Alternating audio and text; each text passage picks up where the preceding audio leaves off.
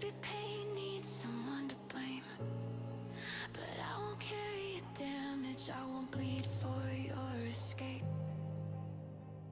Your hate isn't my problem. What's hollow inside you that you spit when others rise? Why does it ever look like weakness through your pixelated eyes? I don't know you, my silence. I don't need your stamp of shame. I keep making something honest. You keep circling the same. I know who I am without your noise. I hear my truth above your voice.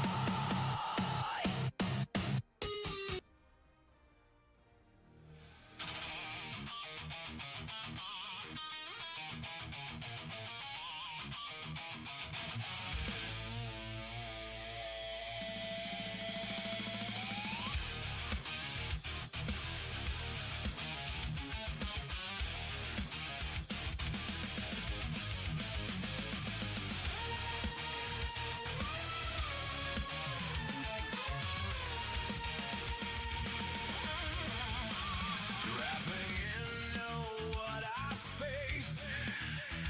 No clean hands in this space. Expectations sold as new. Same old cracks still bleed through. I don't load faith, I load intent.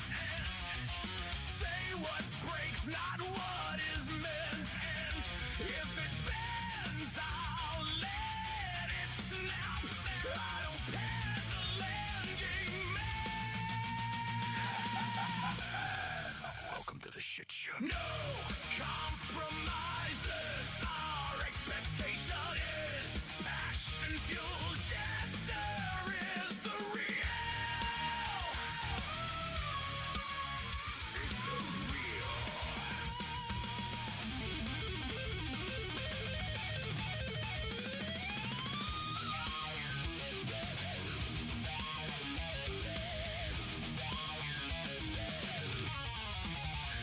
They want comfort, never the cut. Sugar truths that leave no blood. Don't trade teeth for borrowed grace. I hate the hand that feeds the fake. If it stands on steel. As it falls apart, it falls for real. No rehearsal, no disguise. Get it right, tell no lies. Welcome to the shit show. No surrender. This distortion is fracture found. Jester tells it all.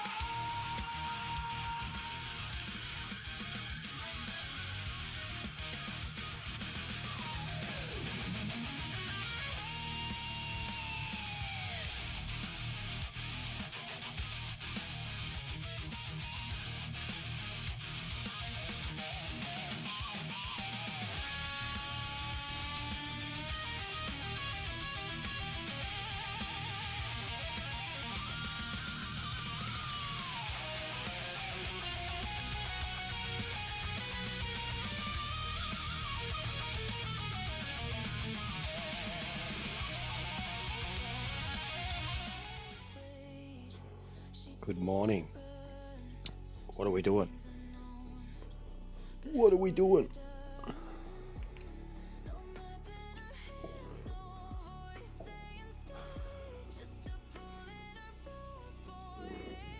I think I've done GTA Derby. National will be the normal one. I've got 3 in GTA 3 already.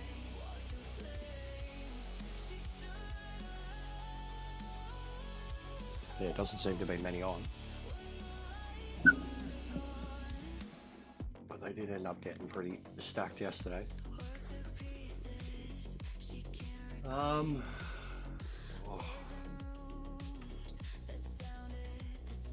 Could be more time, there's going to be more in the threes.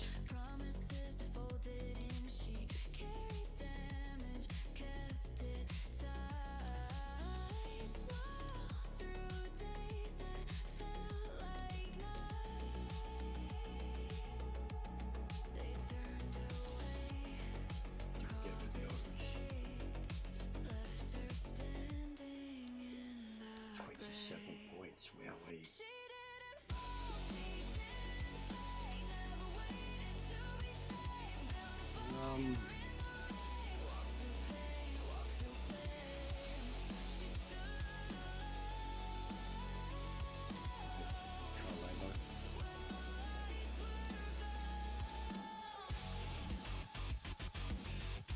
do like this Limberto one, the alien on it.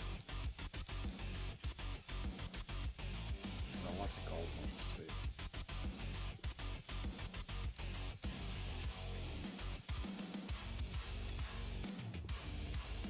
One hand change, but our mind stays sharp. Turn the cracks into a start. Late nights, eyes burn red. Learning how to live ahead. No one called, no one came. Just a echo saying her name. They never saw it grew in the dark. Pressure forged a beating heart. No crown war, no claim. Made power moves without a stage. Now she stands where the broken go. Speaks in truth they already know. Turns the hurt into a guide. Shows them how to stay alive. No need to shout. No need to prove. She already moved. She didn't fall, she didn't fade. Never waited to be saved. Built a fight. Walk through pain, walk through flames. She stood alone and still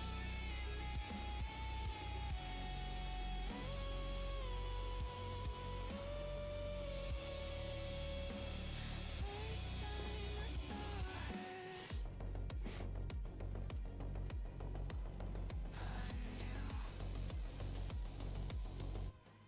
I knew.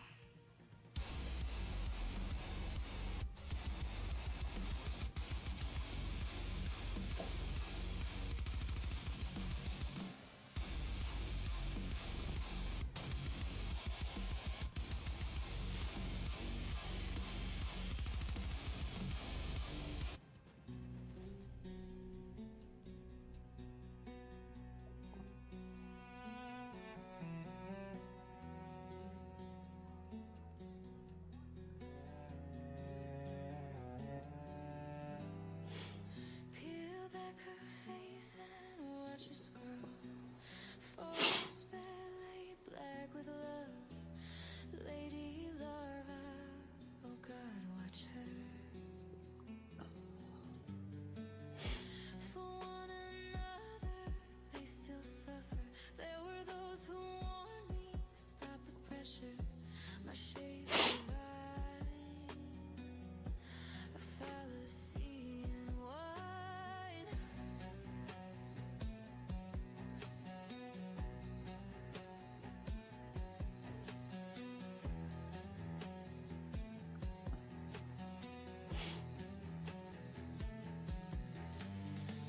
She tried to save us. There's no warning, now it falls.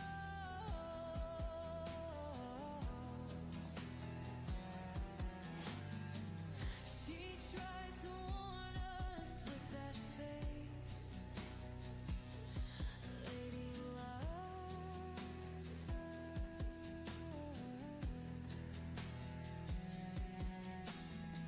We drew a fine line, then stepped inside. Now our loves are bleeding tight and cold, so cold. Jump back and fix it, that's what she said. Let emotions roll and surely they'll fall.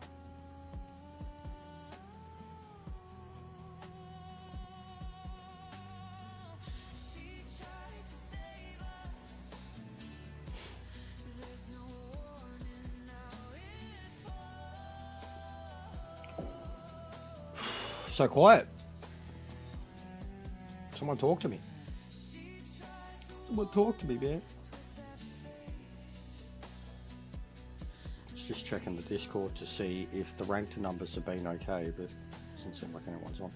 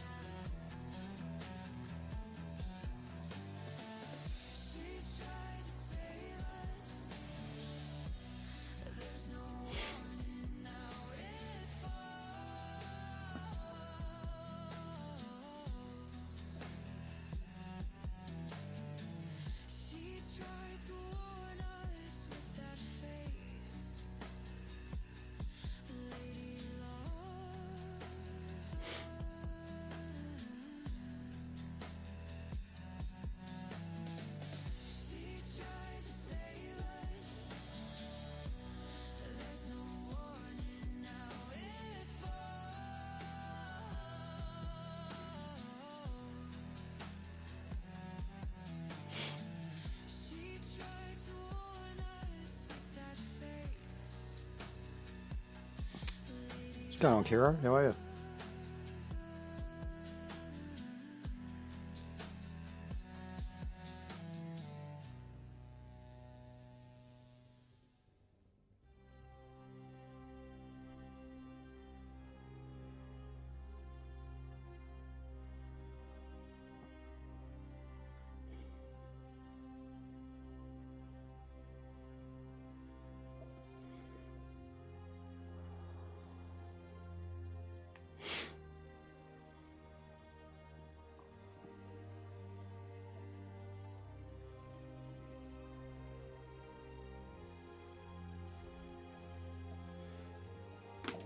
Oh, alright. Let's see how the Lambo goes here. I haven't driven this one much at all since 2.0. I haven't driven GT3 much since 2.0. Full stop.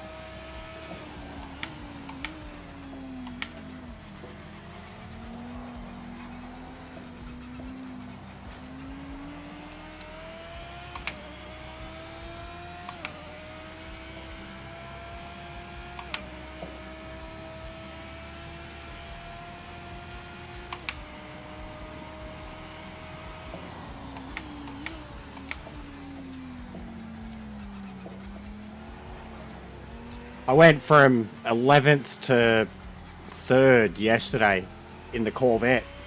I was pretty happy with that. I'm still not the smoothest at the layout. It takes some getting used to. Some of the Americans know it really, really well. They just know the flow. But I don't think the Lambo will be the car for it. I'm only trying it because I seen that the Porsche was so dominant, and I thought maybe I'll try a different MR. I have driven it here in custom. I don't remember it being loose, but fun. You can get into the turns. And because it's a short race, I'm not too worried about the tyres cooking themselves. They call it a slobber knocker in wrestling terms, yeah. A gauntlet. Yesterday, it felt like a gauntlet.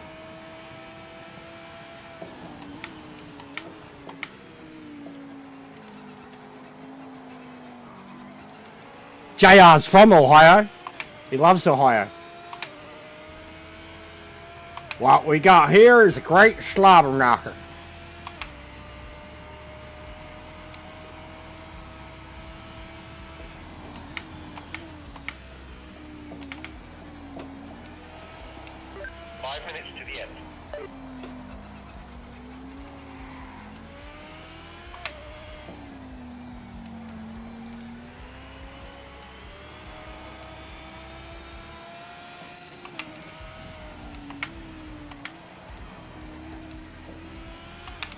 Oh, so lucky.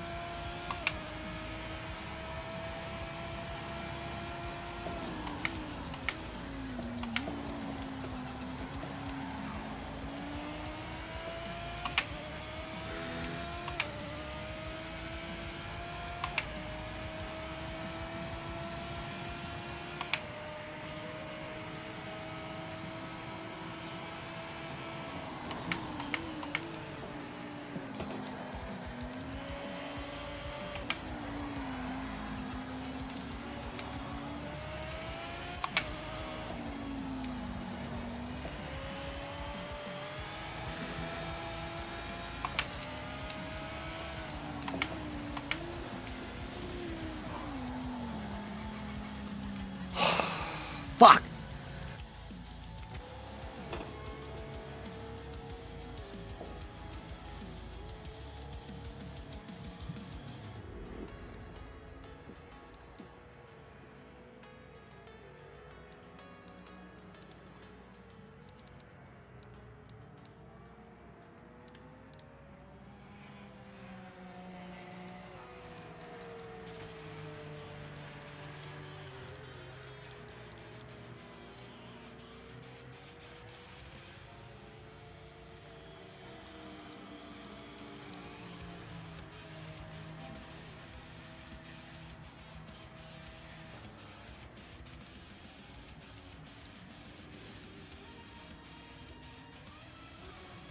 Pretty tight.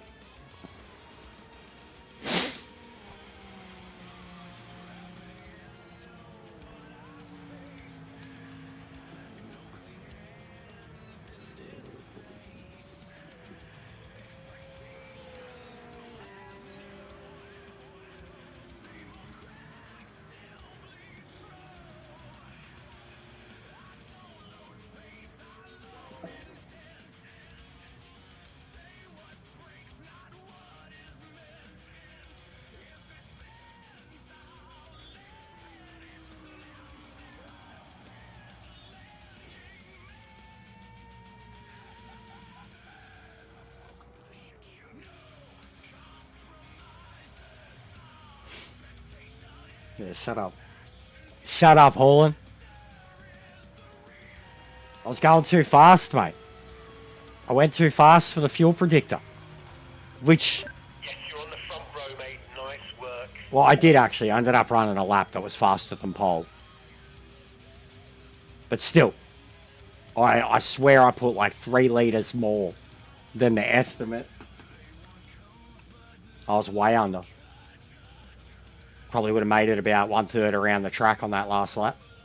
I think I had a litre left when I drove into the pits.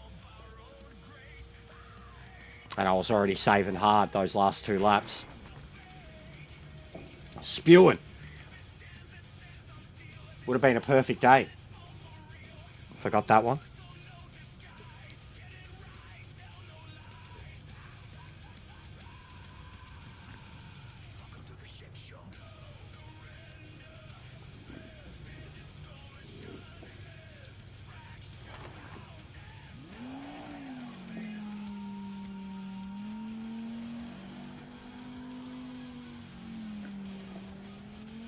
Yeah, spewing. But the car is very good. I'm hooked in the car. I was already in love with it in custom lobbies. Now that I'm using it career mode, some of the racing that I'm doing in that car against authentic AI is, yeah, it's pretty brutal. Focus on the lights. We can take them into the first corner.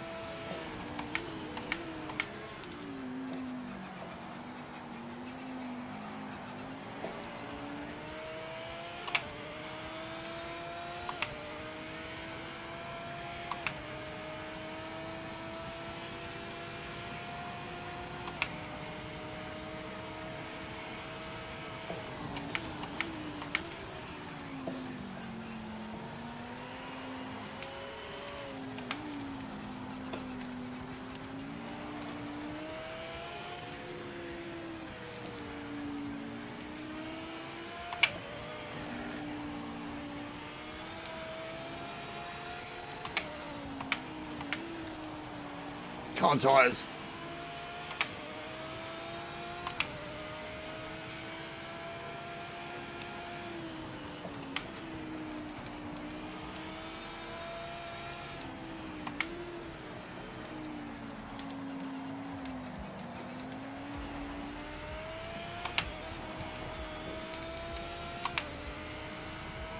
This Corvette is annoying as fuck.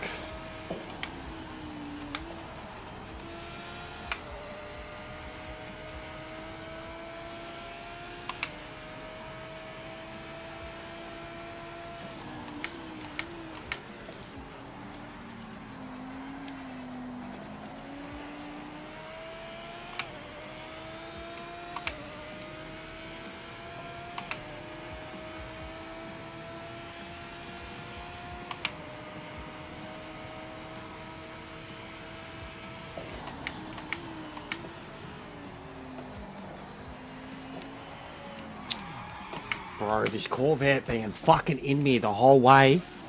Shit me to fucking tears. And with a 15-second penalty.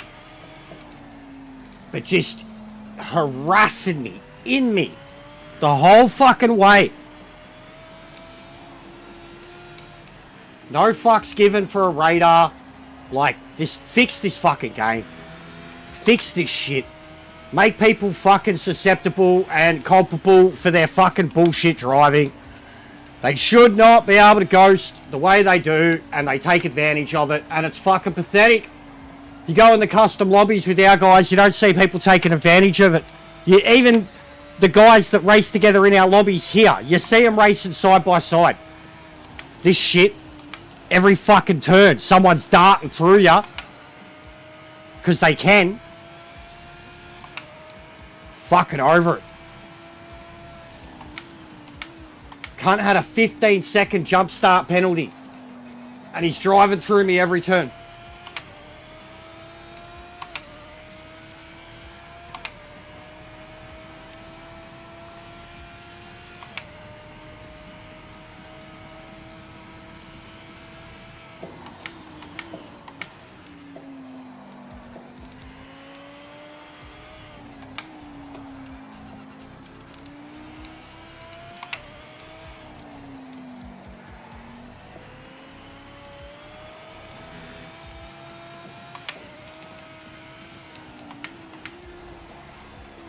There he is. Fuckwit.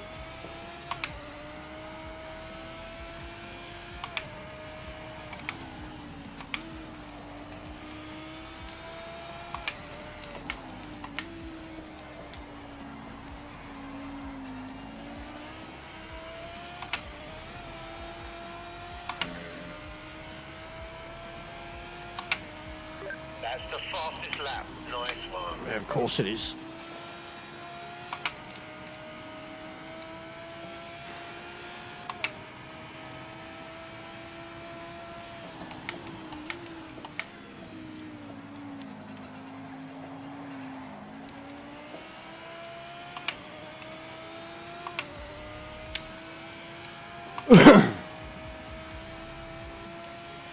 Custom lobbies, mate. But we don't have any leagues or anything like that happening at the moment. Don't have enough people. Custom lobbies, which I might be doing in a couple of hours, but I definitely do them Fridays and weekends. But ranked, bro. Get in the ranked. If you're ranked, we all just get matched together. If you're an Aussie, you can make contact with me, etc. But it's pretty much spot the Aussie in these races. There's not many on the game. And the way the contact works, you have to be in the same region in order for people to be responsible for their actions. They have to be driving in the same region as you.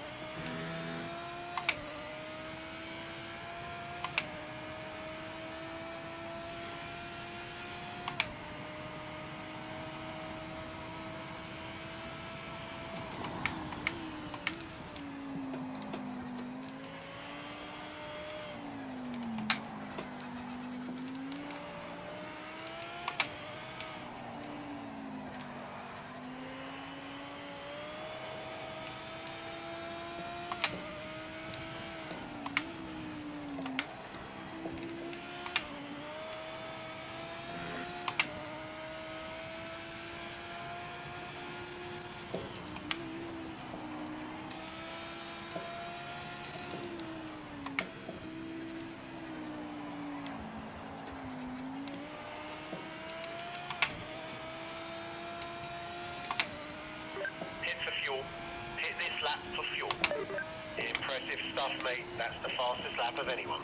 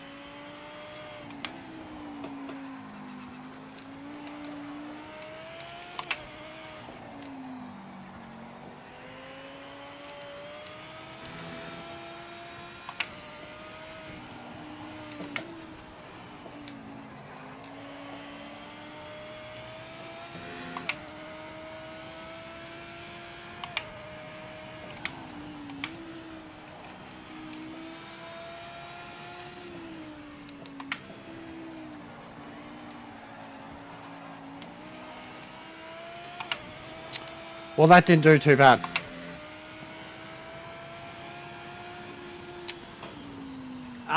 Europe and America still seem to have no problems making plenty of contact with each other. What's going on, Trev? No, I've seen plenty. 200 seems to be the threshold. In terms of the ping number? No, I'm not saying it was malicious, Trev. The ghosting. They're taking advantage of him, so he wasn't at all trying to break his car accordingly. He was just driving his car through mine. If ghosting wasn't there, he would have had to brake properly. My rear mirror was just full of him. Every single time I'm trying to go into an apex, my rear mirror was his car inside my car. That's bullshit. Not saying he couldn't take me out. There was ghosting. There was no contact. I touched the grass. The reason I touched the grass is because I'm distracted. Because I'm trying to go around a turn. And the car is inside me, bro. Like, my whole review mirror is his car. You know, inside me. It's just a distraction that you don't want. They don't have to pull up accordingly. They don't have to brake like I'm in front of them. And it's all well and good him driving through me every apex when he's going wide on every exit. And him doing it to me at the apexes was forcing me to do it too.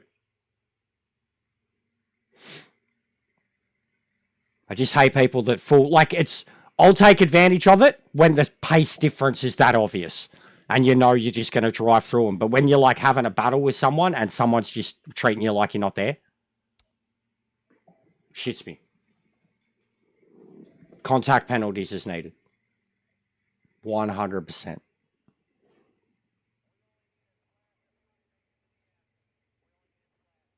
Alright. I was enjoying the MX-5 yesterday. It's just because it's Monza. Of all the cars that drive around here, the slowest one. And it's fun.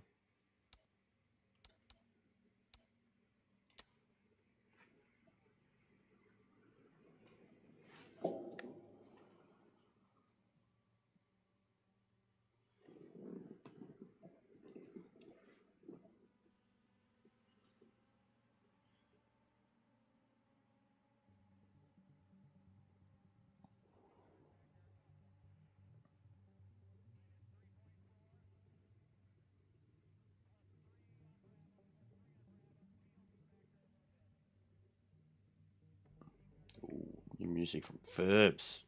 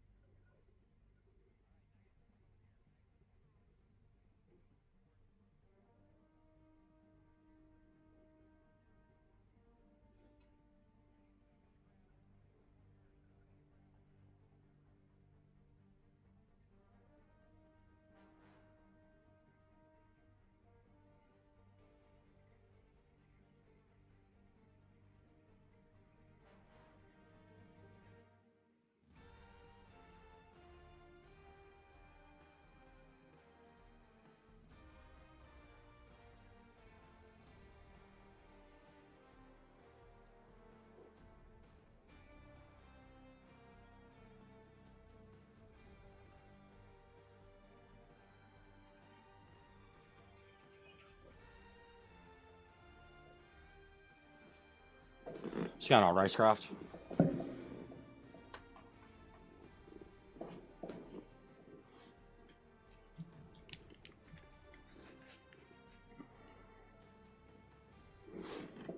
Oh.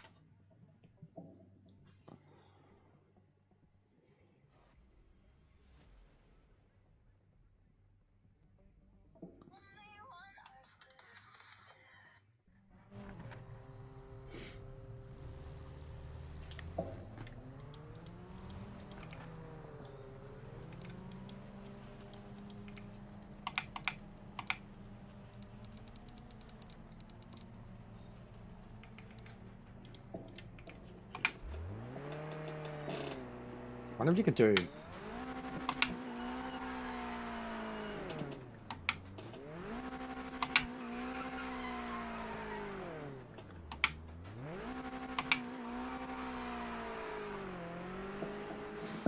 It's a lot more than you can normally get out of him.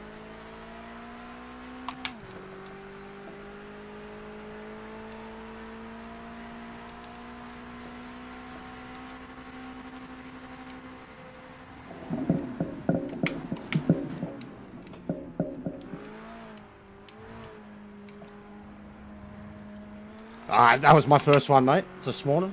They were alright yesterday. They were pretty good. And my results were pretty good too, considering I've been playing less than everyone else. The career mode stuff is pretty hardcore. A lot more hardcore than anything we do in the custom races.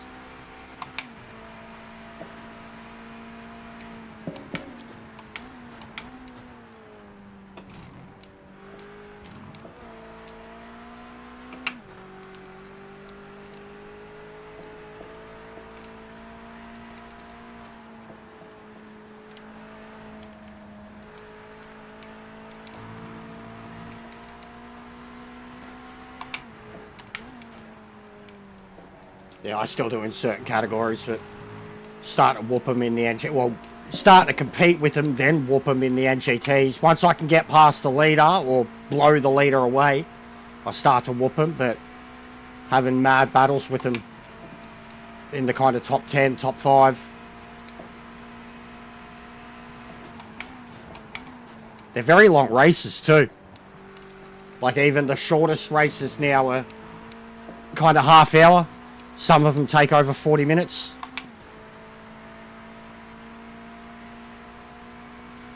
Yeah, no, I dare say, yeah, I know what you mean. I know what you mean. It's like I'm on the fringe of the AI too, so... But I've seen players who can whoop it.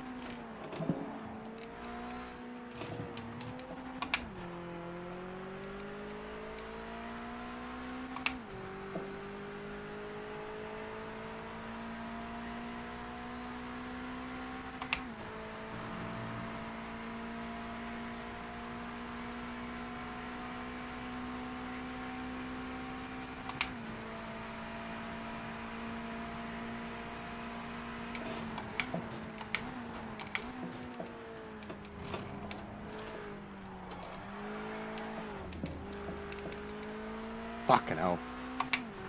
Fucking hell.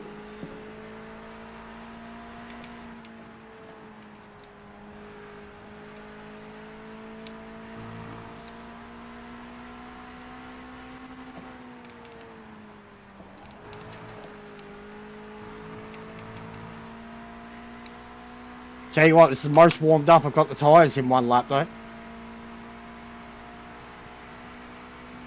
I usually don't even look like this at the end of the race.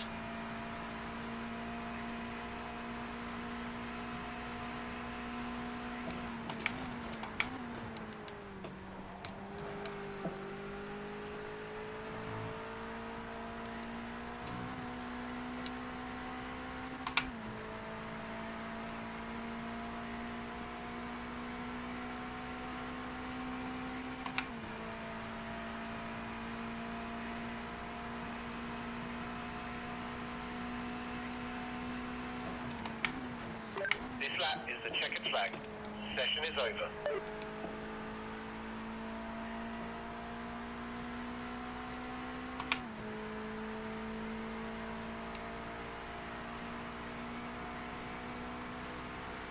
Yeah, I'm in Celsius. Mine are at 70. Well, that one green one is nearly at 70 degrees.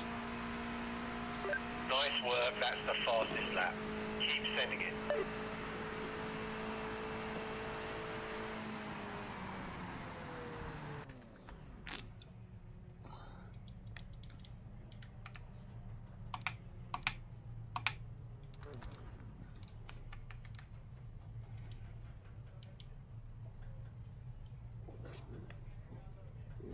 But yeah, I know I'm not the only one. Like even John, who's pretty much the best MX-5 driver there is, he can't seem to get the temperatures going for it. And the tyres seem to wear more now because you can't get them warm.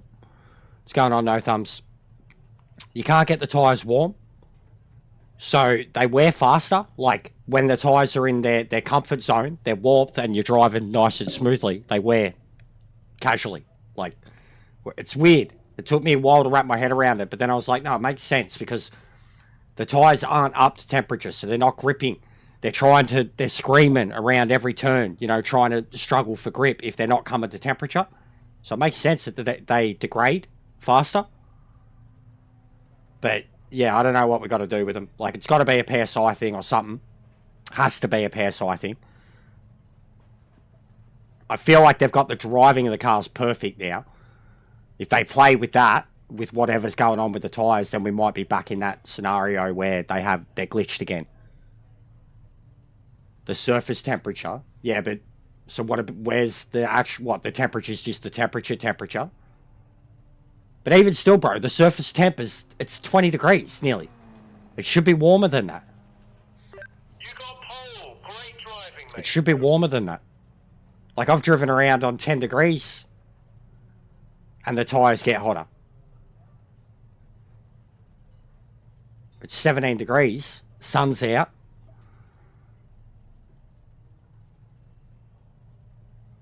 But yeah, they're barely getting to 70 degrees, 65, 70 degrees. Front left, really. Only one, final turn.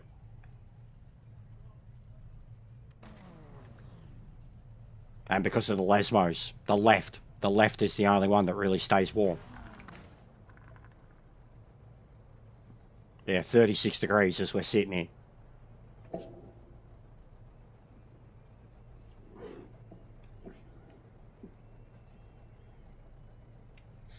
Come on, mate. You know what to do. I always bolt these off the start.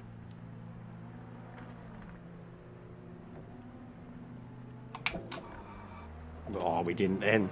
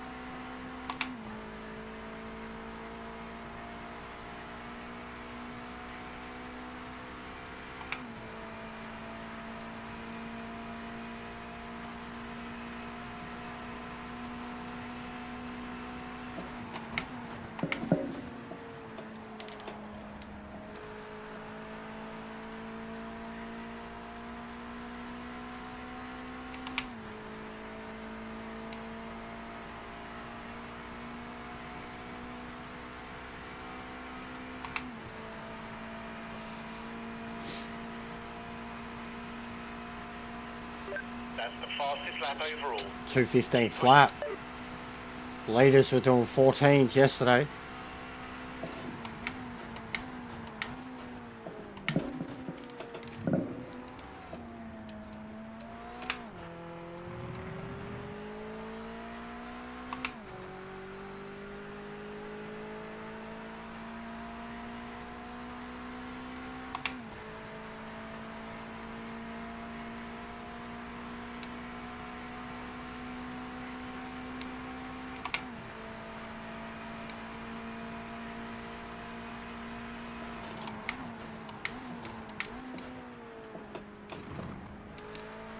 Oh, shaky.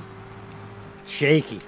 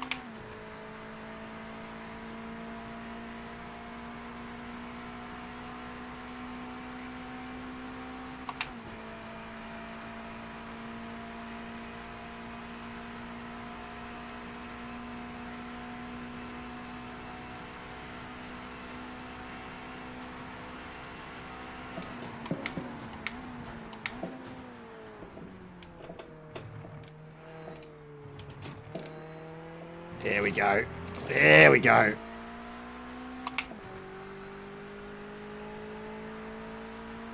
Kept the revs up.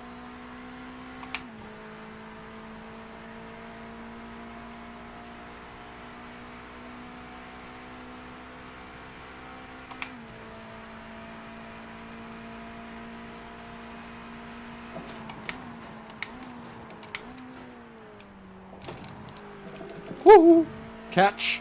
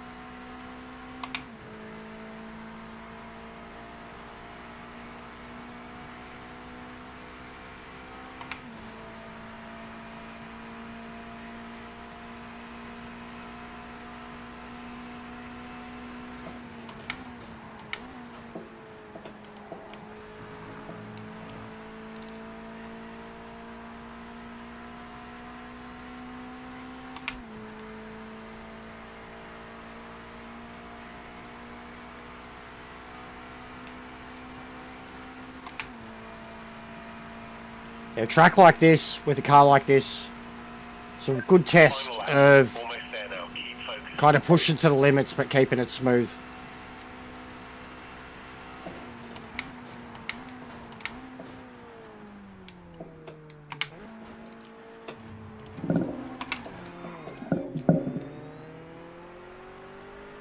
And I'll push beyond the limits in the last lap.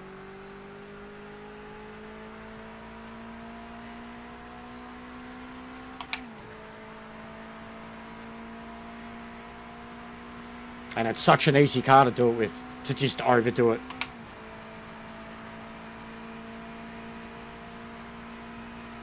Overdo the braking, overdo the exits.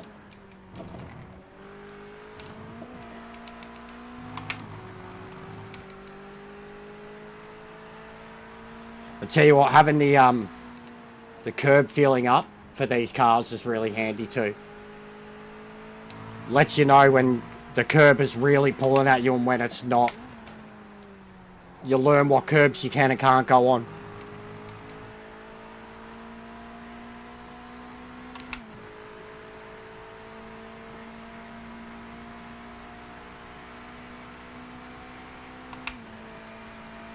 Yeah, the GR86 would be alright.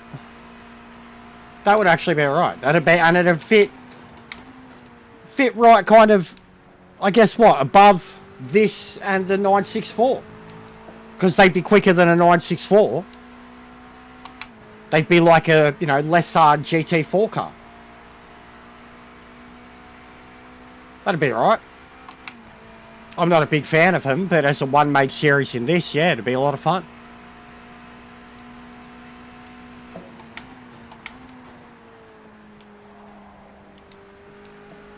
What's going on, Drew? How are you, legend?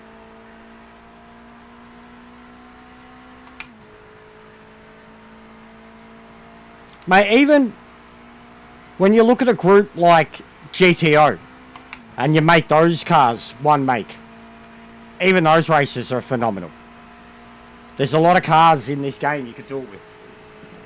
NGT with like the Vertigo and the Morgan. Like the Morgan, man. Imagine a full grid of Morgans. It'll look like the Aussie Supercar series.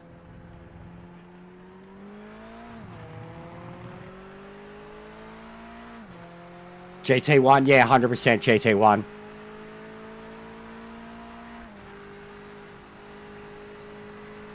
But I really want like a Daytona race where it's just the GTO and the Cougar.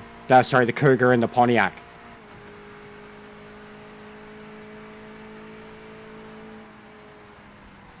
You know, and then just like say the GT races where it's like just the Viper, the Corvette and the Aston. Stuff like that. Make people have to race more accordingly around each other. Because when you do have such a mix of cars that race so differently, sometimes people don't take that into account at all. And that's what causes half the carnage. And you learn, like I've seen it a lot playing the career mode now, like playing through the different cars, you see how they all drive around each other.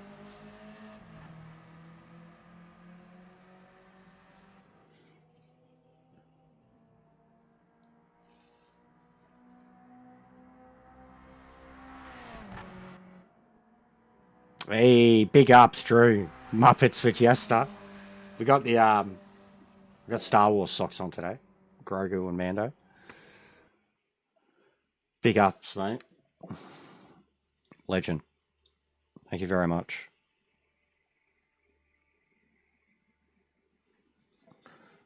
Definitely trying to recover my rating at the moment.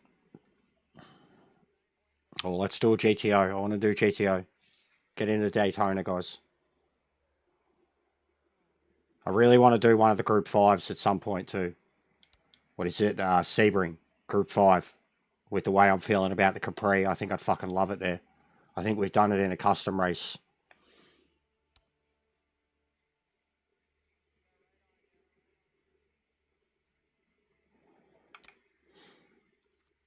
GTO.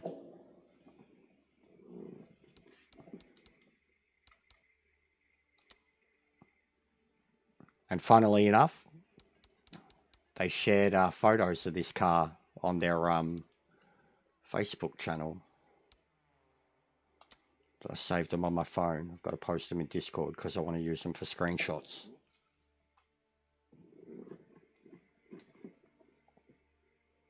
And it had the most perfect description by saying it's like somehow this car goes faster the smoother you drive it. And it's so true. Even though it's a GTO car and they like to be thrashed.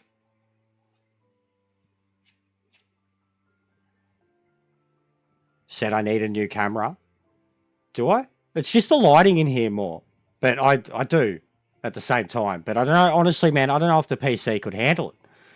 I could get a new camera. I would like one, but I mean, that one's the old, it's a Logitech 920, and the other one that I use is a Razer Pro 5, V5, something like that.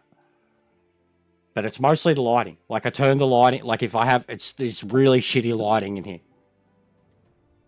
If I had natural lighting in here, it'd be lit up well. And then if I turn this light on, it looks like fucking 70s mode. If I turn the light above me on.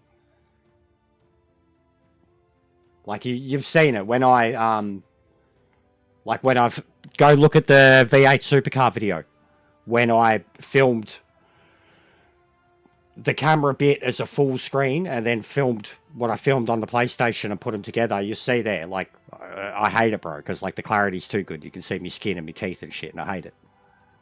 But yeah, I do need new shit. Camera wouldn't be the top priority, but I mean it would be handy at the same time. One of those tracking cameras would be really cool. I've seen a lot of people have got them now.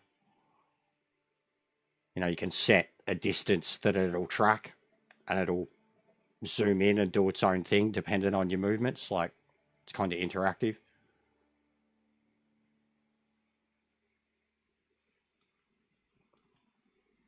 But what I'd love, ideally, is I get a desktop and then I set that up in this corner here so I can have an actual editing space, because I don't have that at all.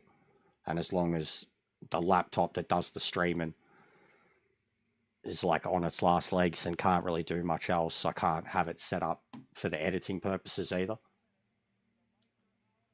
But ideally, I've got like that corner ready to go. I'd turf everything out straight away. I've got my old desk chair. Well, with the desk chair, I guess it'd stay. The fan's sitting there. There's a little corner table with boba and some more figures and shit. And then the other monitor and like a stool that it stands on. If I turfed all that out, I'd have probably another good 1 by, probably what, 1.5 meters that way and 1.3 that way, that I could put a space in and set something up like a tower. That's the goal, like ideally, but still a long way from it. Because like even now, you know, it's like half a streaming space. It's like just the space you see is the half that's the streaming space. The rest of it's just clutter.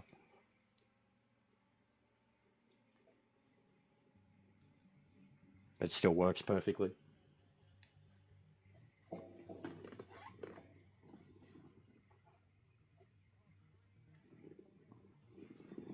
yeah, I need a tower.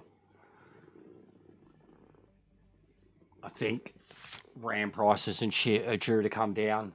I can't remember. I heard about why. Something to do with some company got bought out or some other company's coming up, and America's like changing the way that they go about getting their processors and shit. But the price of RAM is meant to gradually drop.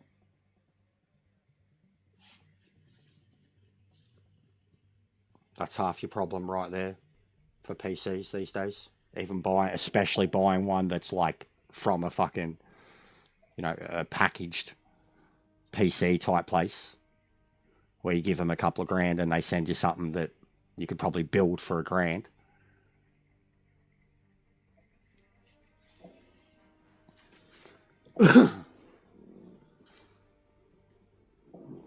But yeah, camera wise, it's mostly the lighting. Like, it's not that bad. I don't think, anyways.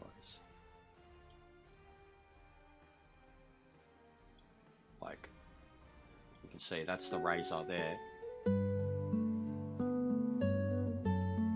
And then that's the Logitech one. It's mostly just the lighting. You can see how ugly I am. Probably not doing customs till later, mate, if I do them. But if not, definitely tomorrow. Like from tomorrow, definitely. Try to commence them again over the weekend. Vanity cam, I hate it, bro. I hate my face. It's the first thing people attack.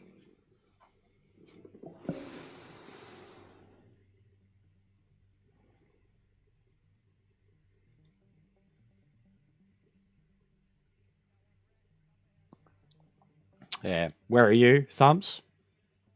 Europe?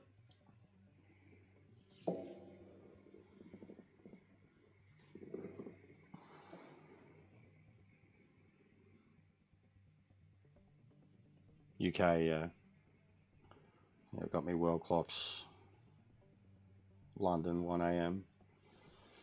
New York, 8 p.m. LA, 5 p.m. Madrid, 2 a.m. Cape Town, 2 a.m. Yeah, it does seem like that, this game. And then it gets an audience again. I might even have to switch it around. It's just more me. Like, by the time... Evening streams for racing for me, I genuinely can't be fucked. And I'm not going to race as good as what I will in the morning. Yeah, I gave him mad love already this morning. Yeah, he loves it. He sits with him.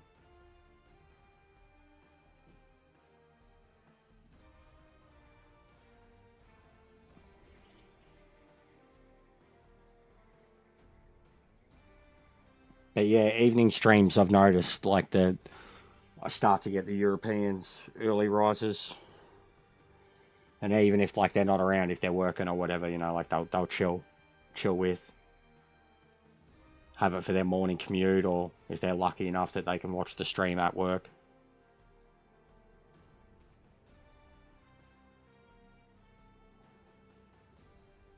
Yeah and no type name.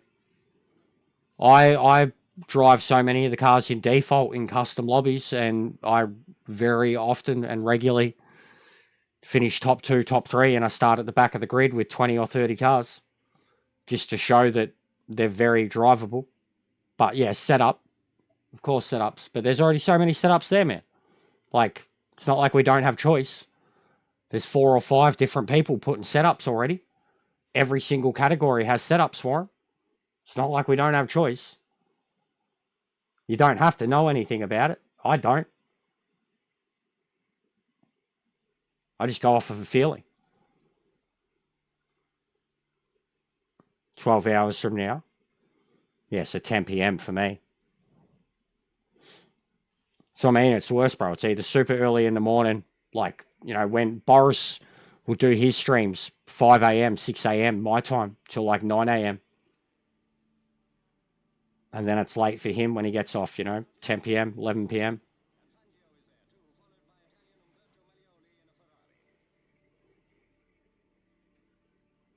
And then, yeah, nighttime, like I remember when I actually had access to the LMD races, staying up for the 11 p.m. race a few times and getting more in that one than the 11 a.m. race.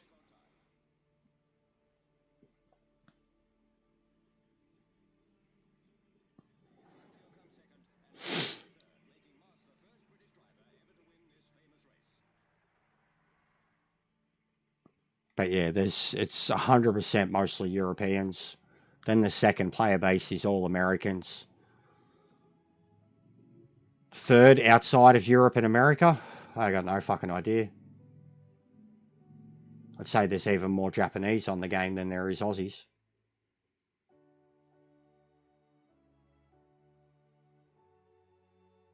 Probably South America. Seen a lot of Brazilians. What's going on, Grumps? Actually, fucking, who was it? Jack or John? One of them sent us a screenshot, or Drew even. Someone sent us a screenshot, and they were in a lobby one night, and there was like 15 Mexicans, and they were all a part of some clan, because they had like MX something, like in front of all their names. I can't remember who it was. Someone sent me a screenshot, and it was them and like a dozen Mexicans at some evening lobby. And they were like, don't mind me, I've been kidnapped by the Mexican cartel. Can't remember who it was. It was a couple of weeks ago. Same as when I came across the Japanese kids, man. When I found like 20 or 30 of them in one lobby and seen all the red dots, I was like, whoa! Just how good it looked seeing 20 plus people, all from the same country, same region. And I knew if I raced with them, like, it'd be on. Full contact. I think most of them have gone back to Gran Turismo. I haven't even seen ALG on.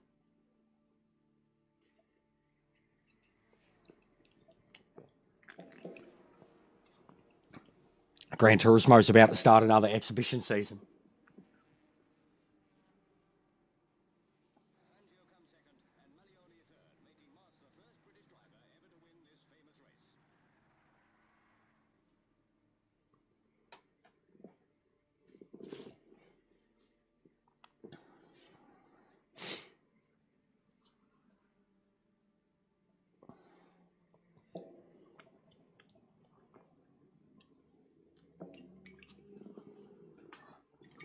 Let's go.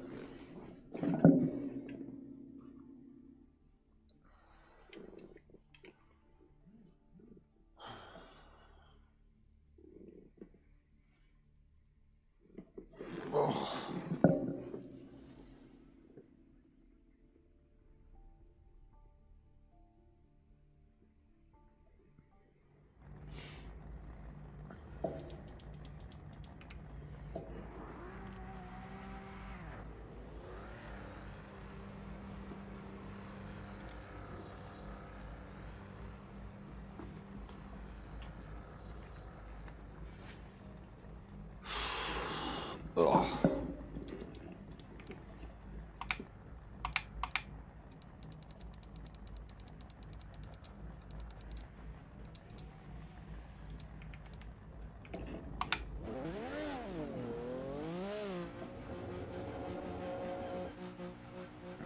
God, they've really slowed down the pit lane here now.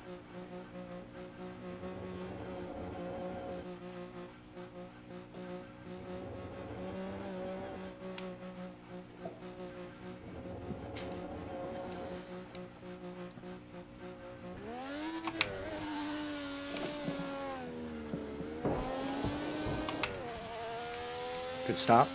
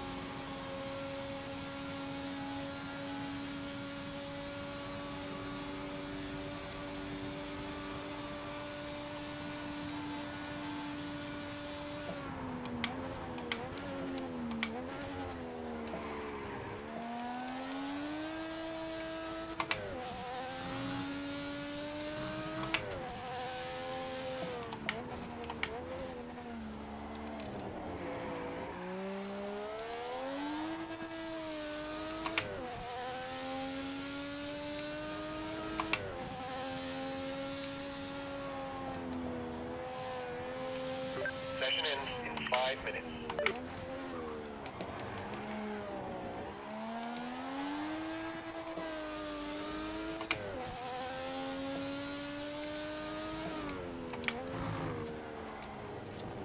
Oh, lucky.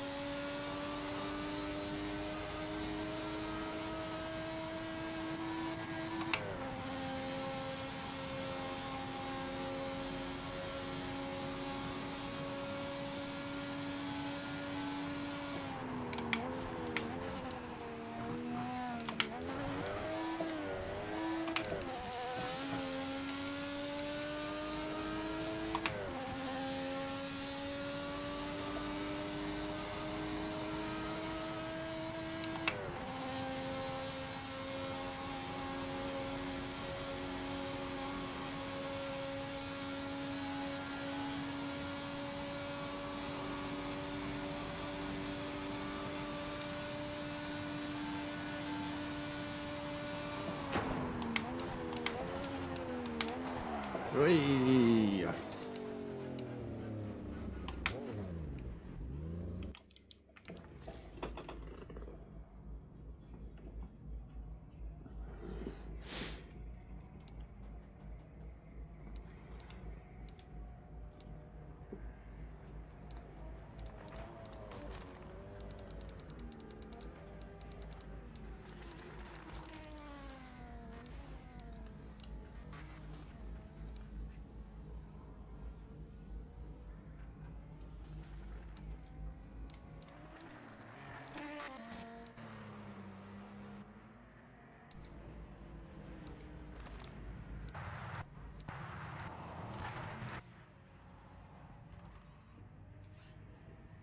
I love the Pontiac. What a mean looking car.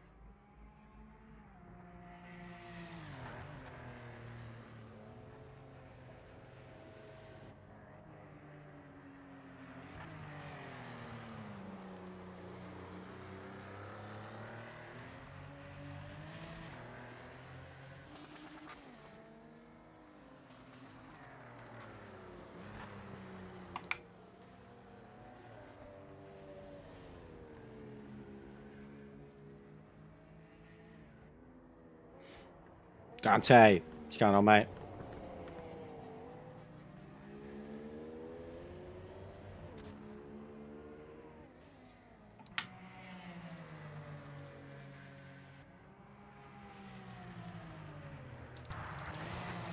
Look at the rear end on that thing. It's a fucking fighter plane.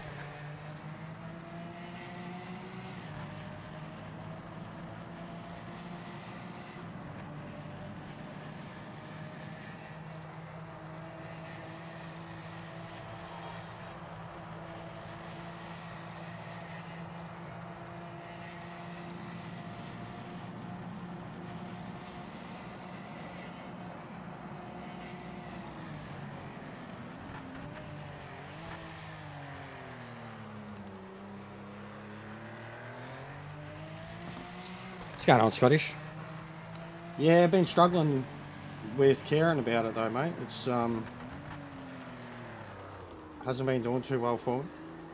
I've still been, you know, enjoying when I play it, but it's losing any momentum. I have to finally get my 2.0 thing out. But I've been doing career in the meantime, really enjoying that.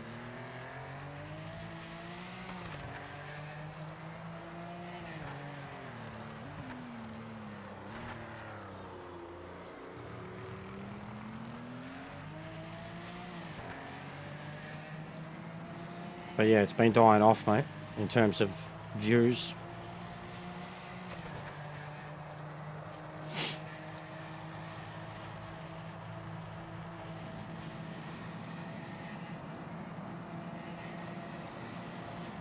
But yeah, my racing's been better than ever when I care. When I don't care, I'm having a laugh. When I care, I'm pretty fucking aggressive.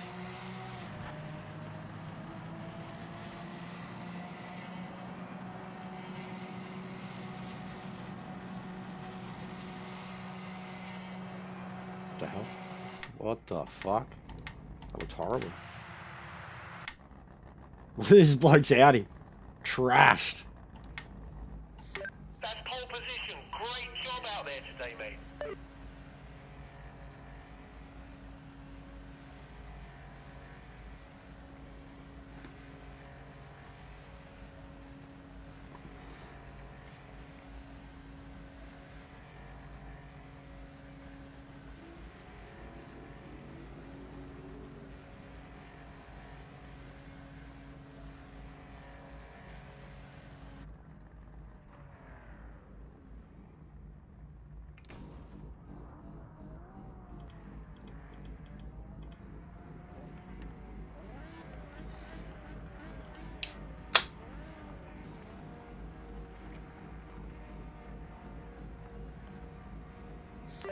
You've got one job.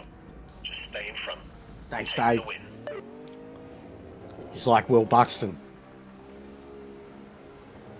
Look at this cunt in the Audi. What a fuckwit.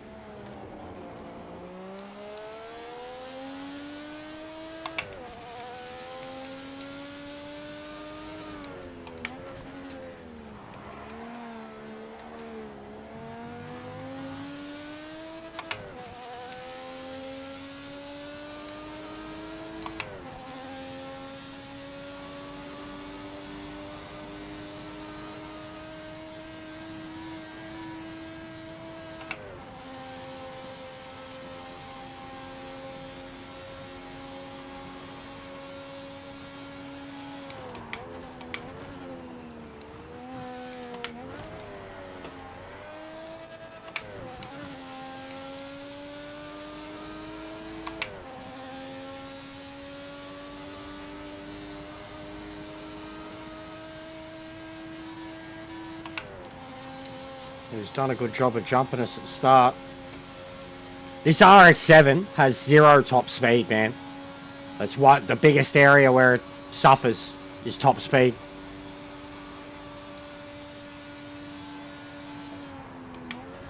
There he goes. He's off. Into the wall. Crashing into everything.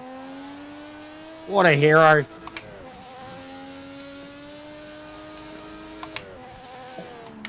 He's off again. What a hero. There you go. You were spot on. Lap 2. See you later. DNF. Get out of here, fuckface. Grand Theft Auto. Definitely be lying if I didn't say I was keen for that. I know what Rockstar are capable of when they actually fucking do something. GTA. Wreckfest 2. That's about it. The new No Man's Sky team. They've got a game, if it comes out this year. Some world, some game. That looks sick. I wouldn't mind playing that Crimson Desert. But there's probably a lot of games I still need to catch up on too. Which I'd be fine just playing catch up on, you know, like...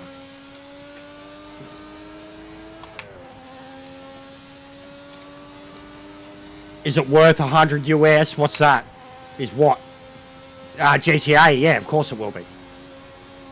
100 US is insane, but yeah, of course it will be. And I mean, I paid 100, and, yeah, Light No Fire, that's it. I paid like $160 back in the day for my pre-order, digital pre-order of Red Dead. So yeah, it'll be worth that. It's It's worth $500 million. It'll be worth that. I mean, even the story mode is rumoured to be a bare minimum 80 to 100 hours long. Bare minimum. You know, that's like not doing the completionist stuff. Completionist stuff's rumoured to be about 400 hours long, which was kind of like what Red Dead 2 was, and this is meant to be a lot bigger than Red Dead 2.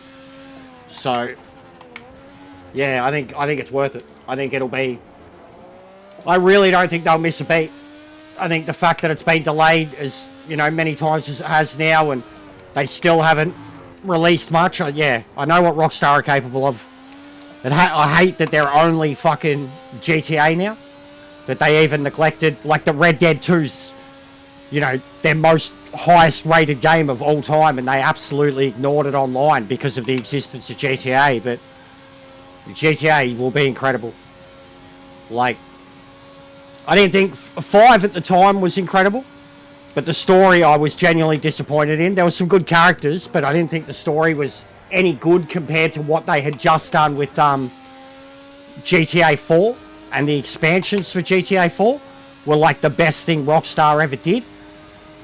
And then Red Dead 2, 1000% the best story Rockstar ever did. So I'm hoping GTA 6 and just all the other games that have come out in between, that Rockstar like genuinely react. Like even, you know, games like Cyberpunk and Death Stranding, like guys like Hideo Kojima, and the credit they give to Rockstar to like what they did with Red Dead and Cyberpunk, games like that, Death Stranding, they all credit each other, and Rockstar haven't done anything, you know, since Red Dead, and they're working on that like since last generation basically. I think they have a chance here to like really just show like what can be done, what they're capable of, what they've been working on, what cost $500 million. I genuinely believe the hype. It's Rockstar. Yeah, it'll have bugs and glitches, no doubt. The game's too big. It's too big. Any game that's that big, you can never find it all, man. And I remember GTA 5 being a mess. Red Dead 2 was better. But GTA 5, especially the online side of it, man, like it was a clusterfuck. And that's like even when this launched, you know, I was trying to say that it took GTA 5 about 4 months, 3 to 4 months to get its online shit sorted out. And that was Rockstar at the height of their powers. I don't think it'll be Game of the Year, no. It's just going to be GTA's ruined that for itself. With like the open world sandbox games, there's only so much they can do now, like. But I think it'll be incredible. And if they go with a grounded, realistic, adult-orientated story, I think they have the opportunity to make one of the most important, biggest games of all time. Not only will it be this cultural zeitgeist that's going to make them billions of dollars, but just like Red Dead 2 before it, they have the opportunity to tell a great story that will be attached to a game that's going to be remembered for all time. And I hope they do that. That's what I personally hope they do. Everything else is to be expected. But just with what they did with Red Dead 2, I would very much like that in a GTA setting.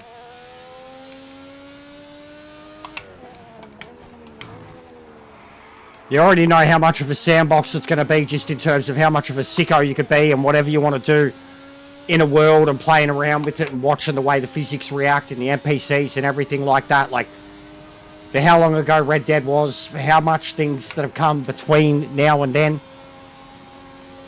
The rumours around what the NPC is going to be capable of in GTA. That alone is going to keep, you know, the gamer happy for a long time. And I think we'll hopefully set the template for what's to come. Because Red Dead did before it. Like, I even still, like, a game like Cyberpunk, which came many years later, had its issues and took forever to get good.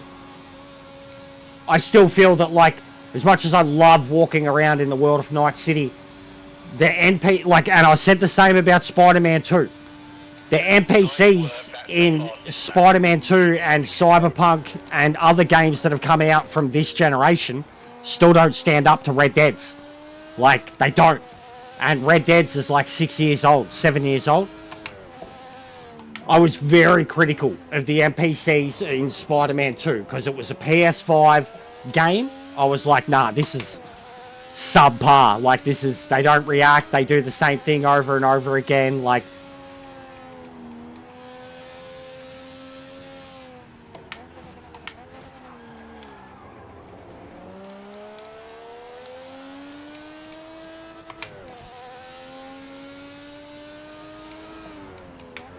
but yeah, I don't really get hyped for games anymore, truthfully. And I mean, we learned from this one especially. I don't really like even know about most of the big games now until they're out, you know, and then the hype is happening about them. Like even the desert one, Crimson Desert. I didn't really know anything about that until like a month before it came out. I started hearing a lot of things. And then after it's come out, seeing a lot of footage of it, I'm like, yeah, this looks mad.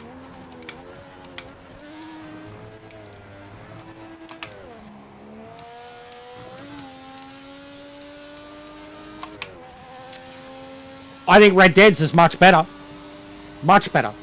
Every single NPC in Red Dead can be interacted with. They can't in Cyberpunk. Like, barely even a conversation. Like, you can literally go up and, like, press the talk button, but it's not in the way it is of Red Dead. You can annoy and pester and harass, and you just can't do that in Cyberpunk. Cyberpunk is great. I love the NPCs. I love the randomness of it. I love the things they say, the way they look, the way they walk around the world. But you can't interact with them the same way as you can in Red Dead unless it's a character that you're meant to have a direct dialogue with. Oh yeah, I've spoken about that game a lot, and it looks incredible. But what even is it?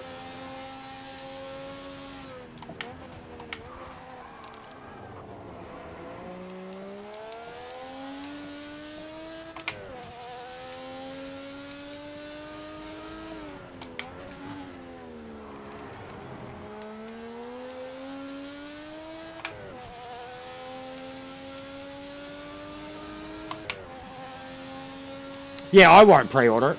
There's no need. Won't be in a rush to pre-order it. There's certainly going to be enough copies of the game available. Red Dead, different story. Red Dead 3 was announced tomorrow. I'd pre-order it.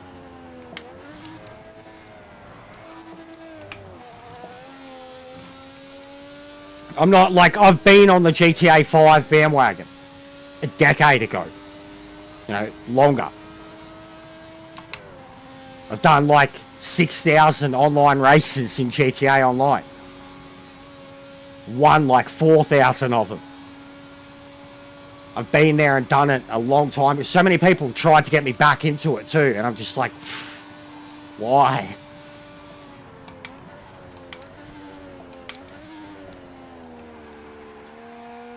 But no, GTA hasn't interested me in a long time.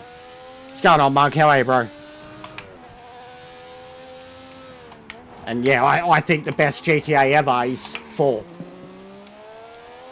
Nico Bellic. Roman, it's your cousin. You want to go bowling?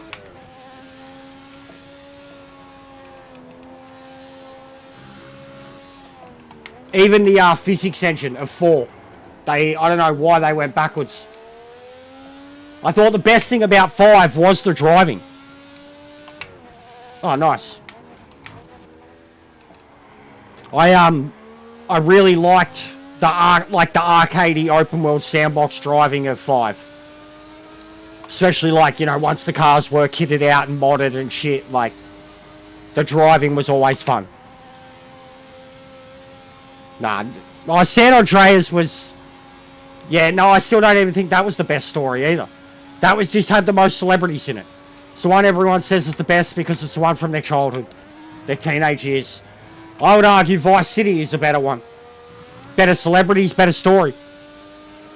San Andreas is fine, like, but it's, at the same time, like, the game was just remembered fondly because it had so many things to do in it. In the same way that, like, the original, not the original, some of the, like, you know, 7, 8, 9, 10 of Final Fantasies were remembered fondly. Because they just had so many mini-games and shit to do in them. Well, I won't say necessarily that the story of San Andreas is, like, next to the Tenpenny stuff. I don't think there's really much memorable stuff from San Andreas. A few good characters here and there.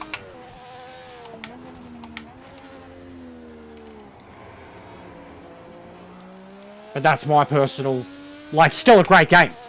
One of the GOATs. One of the GOAT PS2 games. For sure.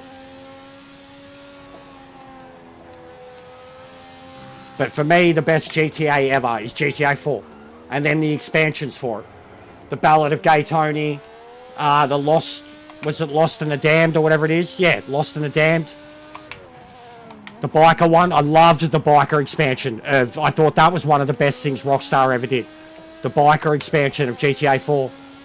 And then I loved it that they incorporated that into 5. No, I haven't even watched the trailer yet, bro. I haven't even watched the trailer. I've seen stills. I haven't watched the trailer yet, though, mate. But I've seen the stills. He looks cool. Looks creepy.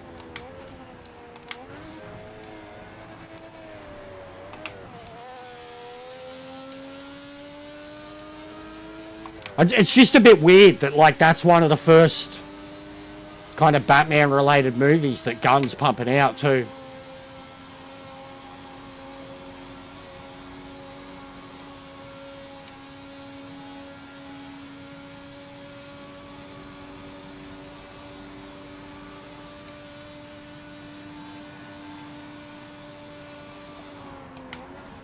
I'm currently waiting for both The Boys and Daredevil to finish their current season so I can download the entirety of them. Invincible just finished, so I'll get onto that very soon.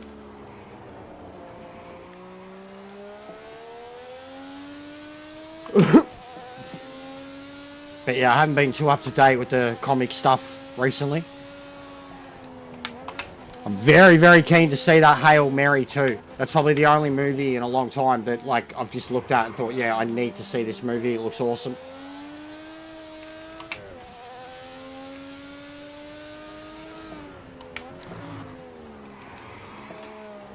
Starting to cook these tyres.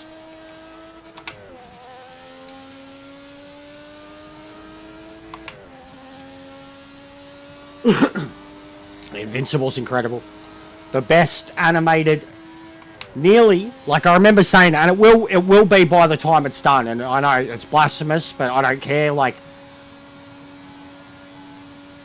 when it's done, it'll be, like, in my opinion, it already is better than Dragon Ball Z, as, like, the, you know, the ultimate kind of fighting series, like, a series set around teenagers and warriors and alien races and dudes just fight.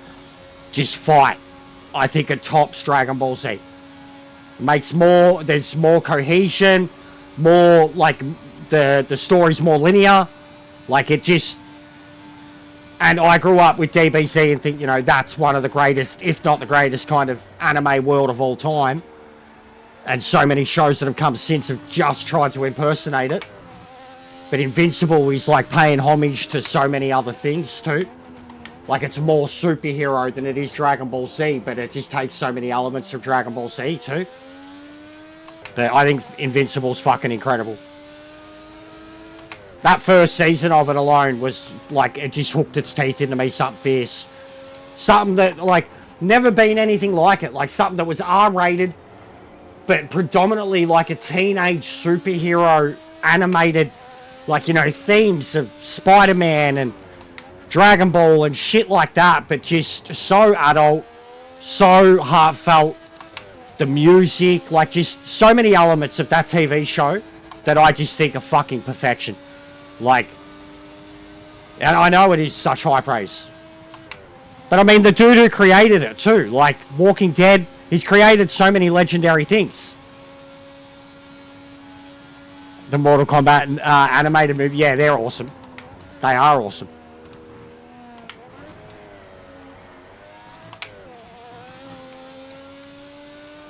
But no, there's so many morals in Invincible. Like, so many morals. It's for what it is, for how gory and violent and adult it is. There's so many morals in it. There's just so many one-liners and heartfelt moments and just conversations that just kind of smack you in the face, man. Like fucking how Rick and Morty was capable of doing it. Like, you think you're watching this show and then all of a sudden you're like feeling. You're like, what the fuck? Like, what is this shit?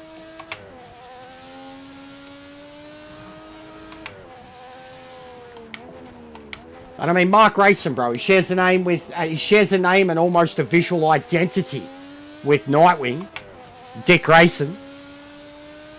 Stephen Yeun, fucking legend, dead set legend. It's a shame that I actually wanted Stephen Yeun to play Nightwing in live action movies, and he was already getting too old. It's a shame that he won't be able to play Invincible in a live action movie. Because he is invincible. Same as Jay Jonah, fucking... what's his name? Why can't I remember his name? Fucking J.K. Simmons. So many good voices in that, too. Oh, it's awesome. I know where the full story goes, though.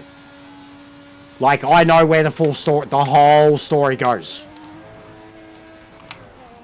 Nolan's story is, like, probably the most important part, which is what, like, makes season 1 even more heartbreaking.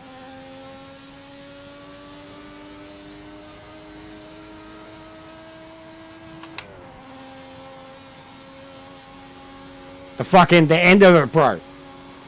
When it's still, like, the most iconic bit in it. I'd still have you. It's like feels straight in the chest. What would you have when there's nothing left? I'd still have you. And Debbie. Oh, the mum, bro. Like, and I don't have a good relationship with my mum. But the mum in that, like, it killed me. The mum stuff. The mum and him. Even the way Nolan was with her. Like, when he calls her a dog. And she hears it. And not like dog as in, like, piece of shit, but as in, like, her pet. His pet. Horrible. And the bit where... And I remember there being a similar thing in... This is why I liken it to Dragon Ball. I remember... Yeah, it was a good race, mate. Yeah, no, definitely poor Debbie, bro. Her story arc is brutal. I remember there being a bit in why I keep thinking... Dragon Ball Z, when Gohan does that exact thing to Chi-Chi. And Chi-Chi fucking puts him in his place. Like, who the fuck do you think you are? I'm still your mother. And they did exactly that in Invincible. And I thought, like, the way they did that scene was... Honestly, in that moment, like, when the way he speaks to her... And, like, we've all been there. Like, the way you speak to your parents and shit. Like, it was... Like I said, I don't have a good relationship with my mum. And seeing that scene, like, hit me hard. Like, reminded me of my teenage years. I genuinely thought, like, you little cunt. You piece of shit. Great series. Like, I'm so keen to binge watch it. It's why it's been the way I've done it for a few seasons now with a few shows. I just wait till they're done. I'll kind of keep in the loop. I'll see some things here and there. But I wait till it's finished. And then I just watch it all.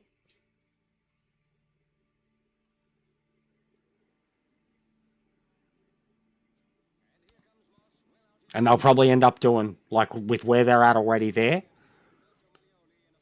They're probably going to do 6 or 7 seasons of Invincible, I'd say. I don't know how many they had lined out from the start, but with where the storyline's at and how much of it remains, there's probably still 2 or 3 seasons to come. Which is crazy to think of, like with where this season ends up.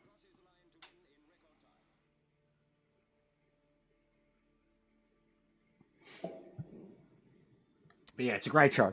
It is. Like, anybody who dismissed it because it was an animated show, like, dismissed it as, like, a kid's thing. It's R-rated. And, like, has the most goriest animation you'll ever see. And it's like, it's R-rated because of violence and themes, not because of anything like, you know, besides the violence. Like anything that your kids shouldn't see or whatever like that. The amount of morals in the show, the amount of lessons in the show, like...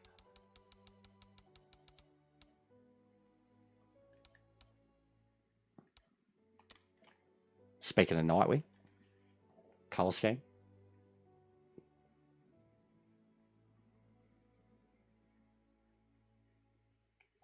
Like, he's done official crossovers with Spider-Man too.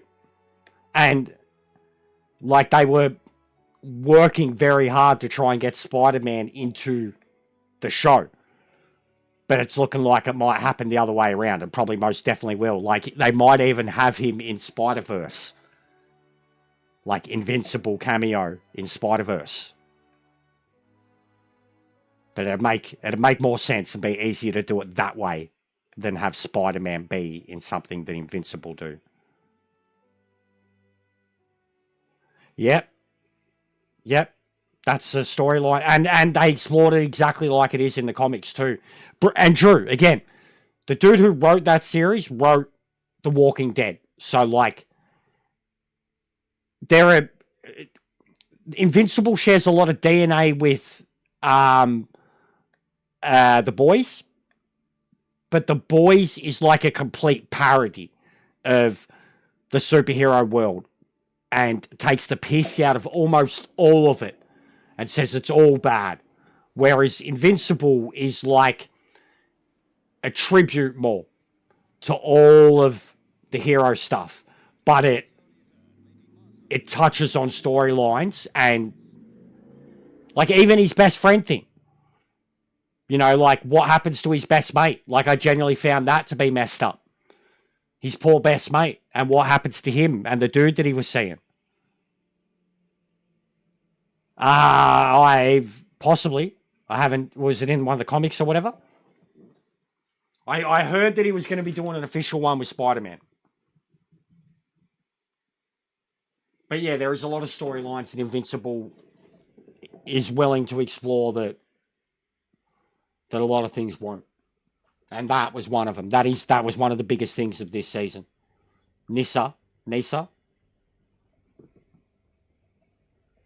And it's a full fucked, like, it gets bad, man, for him, for Mark. Like, it's bad, it's sad, and it was a really well done storyline. It's considered like one of the best, most memorable storylines in the whole series. Like, it's integral to, it's fucked. It's integral to his development. Like, to everything that he becomes after. But yeah, incredible that they did it. Seth Rogen, man. Nearly everything he has done is just true. Like, Ninja Turtles, he tried being true to the Turtles. This, he's being true to the comics. All his comedies and shit, he bees himself. Yeah, I'm not spoiling nothing. I'm just saying, like, it's really well explored. PTSD and all that shit. A topic that you probably would have never seen in any other comic in that role.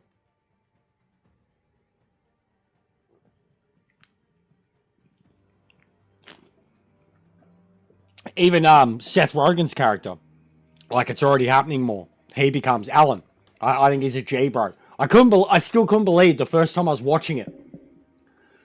And you see Alan, and straight away you're like, wait, is that... Like, at first I was like, what the fuck is this bloke doing voicing this, like, buff alien? But the more that I've seen of the character, and then the more that I knew about the character in the comics, I'm like, this is actually, it's like he read it himself, and reading the comics was like, I really like this character, and then he came with the idea of putting the show together, but was like, but I'm gonna be this character, like, I swear it, because he just plays it so well, like, so oathable, lovable, like, he reminds me of Goku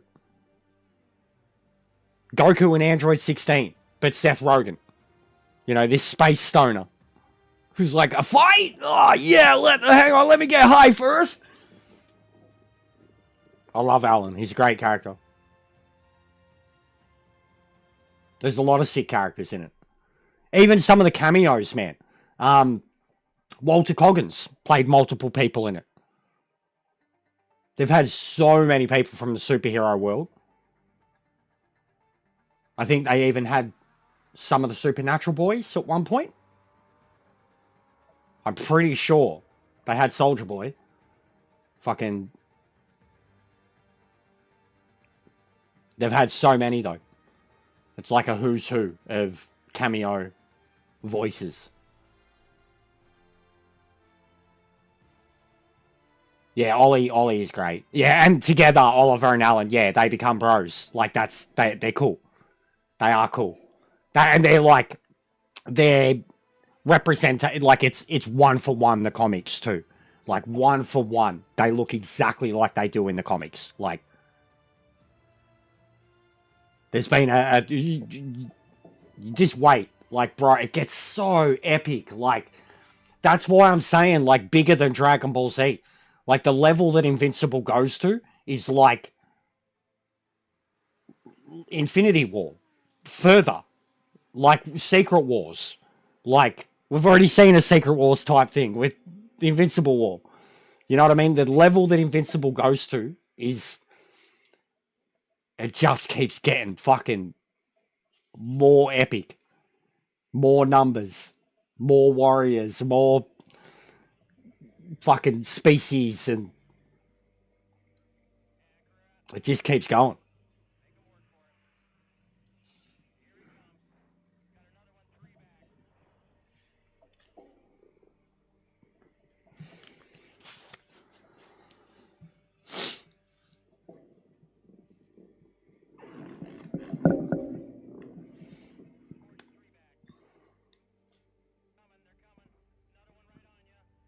But yeah, I've read the comics digitally. I'd love to get my hands on them. Apparently they're really hard to get too, like just to buy the full sets of them now. Yeah, nice. Yeah. What was that? The original developer. Yeah.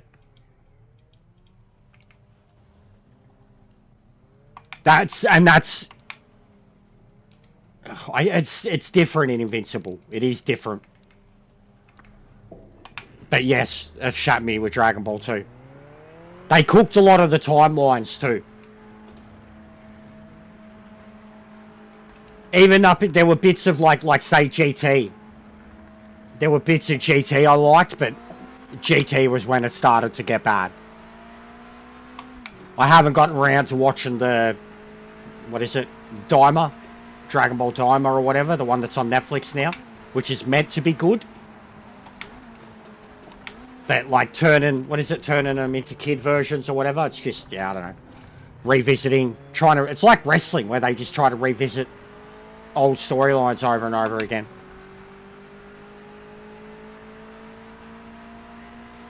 But there are many iconic Dragon Ball storylines. Many.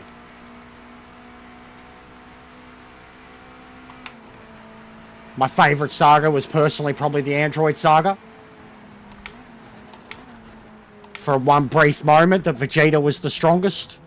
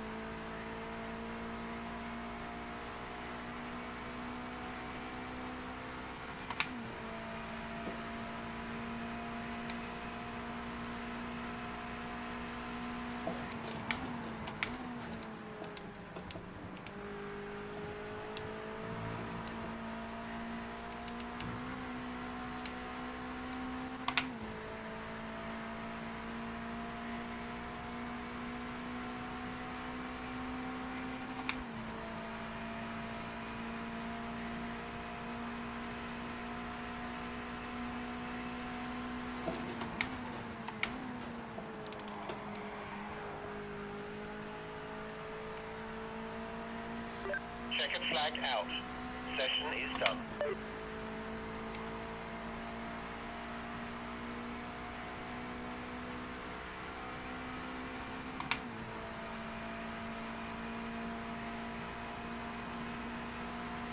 That's the fastest lap. Nice one.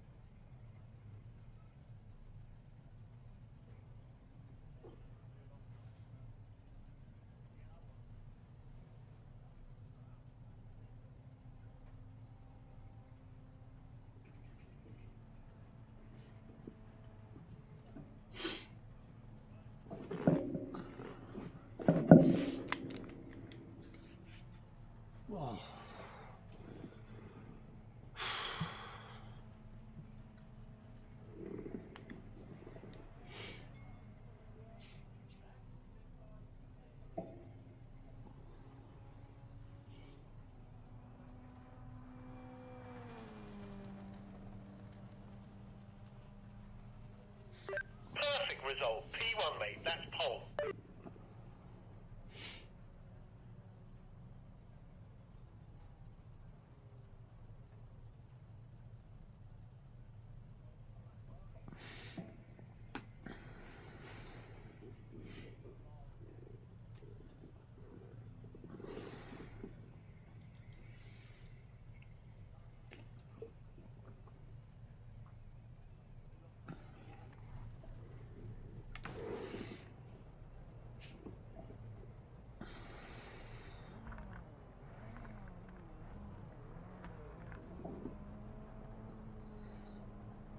Why is the yellow just constantly out here? That Marshall would be getting a sore arm.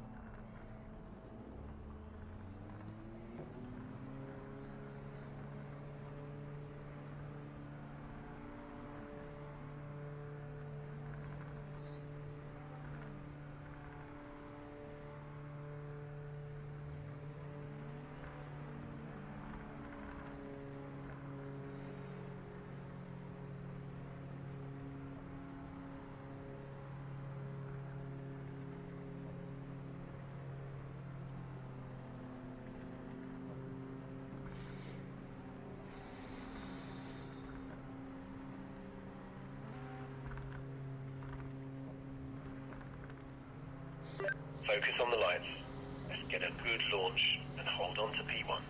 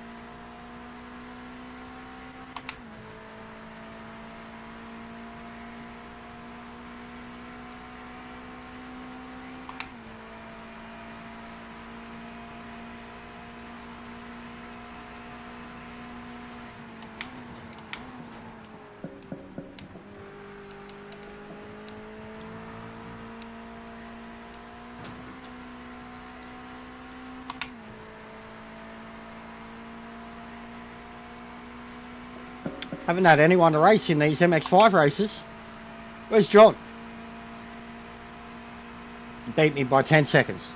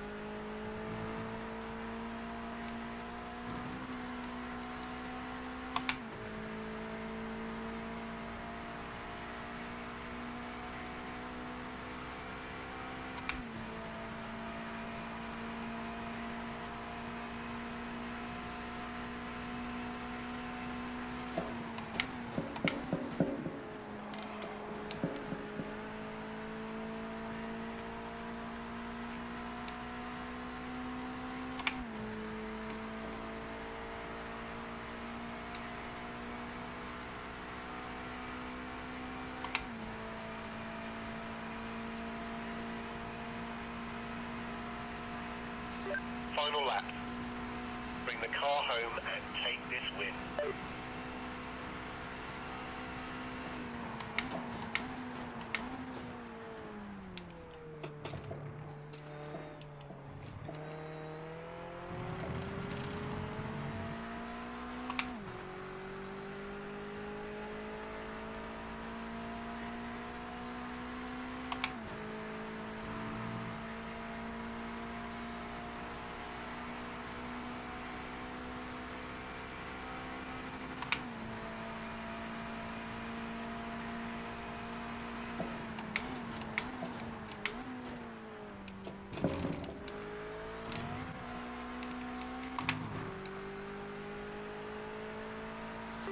You've been given a penalty. You've got to give the time back. Slow down and move off the racing line.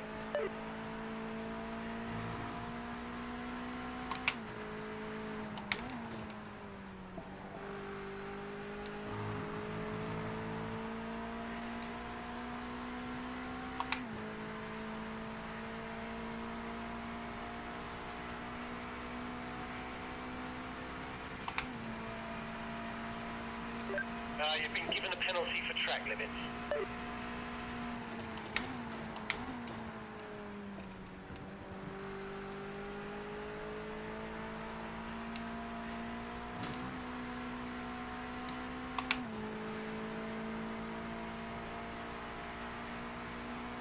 That's a ridiculously big win for a 5-lap race in an MX5.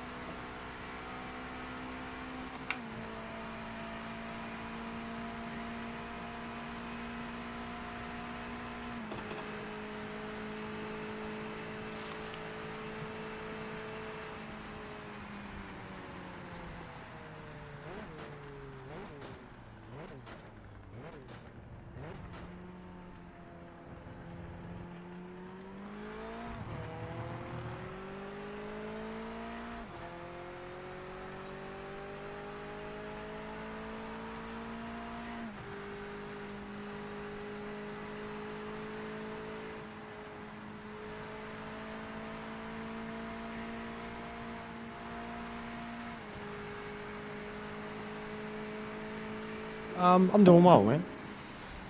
I think I've won all of them.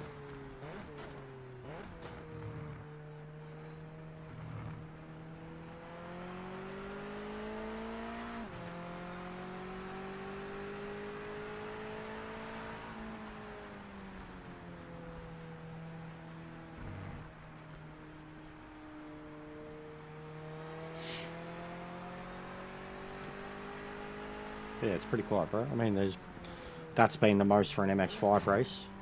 Mostly been people in the GP3s.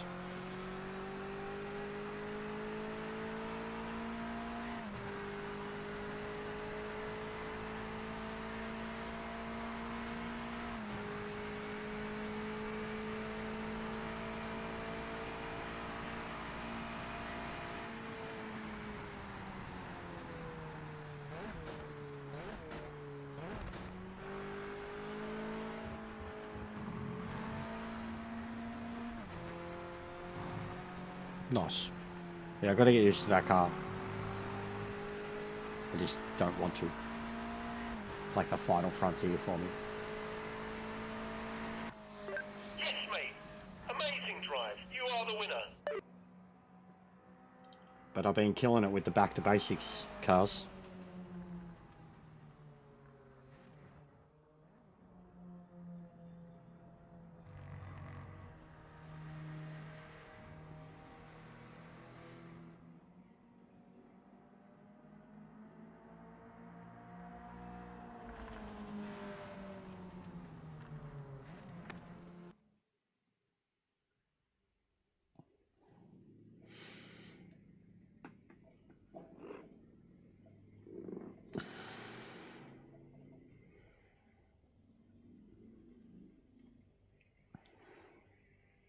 Well, of course it's not too bad. He's driving it. Aha. Ooh, NGT. Let's go. All right, I'm going to reset the game, see what it's doing for my rankings.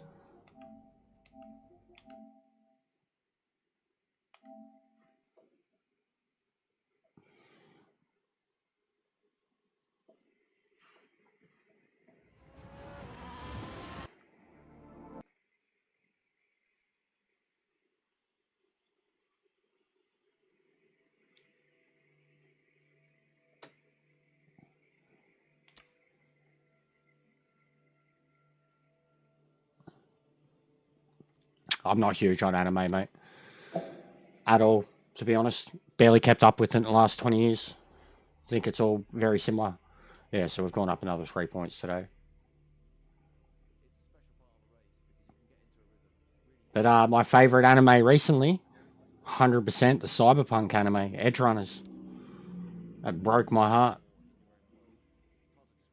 I got to get around to watching that Lord of the Rings ones too. It's on Netflix at the moment. War of the Rohirrim. But the best one I've seen recently, Cyberpunk. Can't wait for another season of it.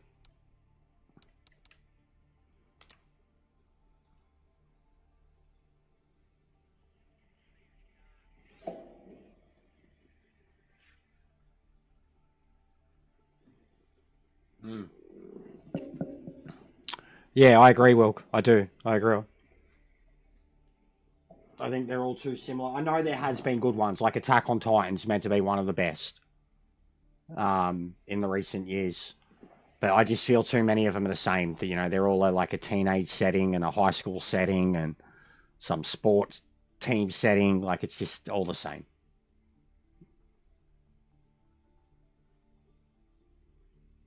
You were the only one in it. Yeah. Get in it again. See if we can get some. We had like a dozen or so in these yesterday. Like, I got 46 points for one. That must have had a few people in it. It's a good race. It'd be sick if it was wet.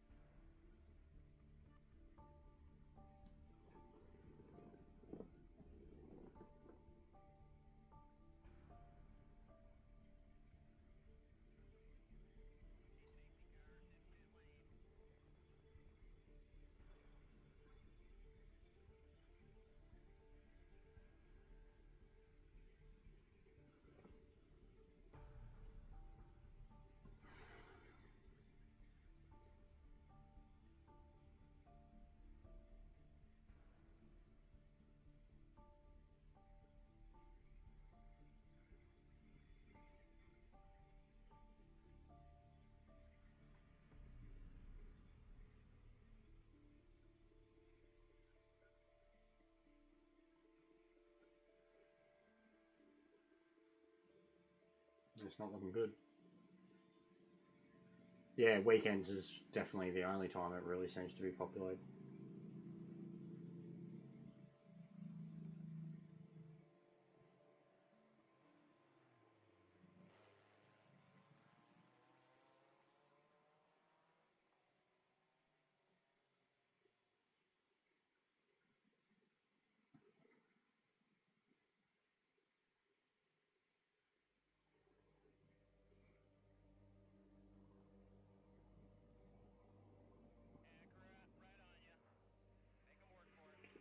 Ay, ay, ay.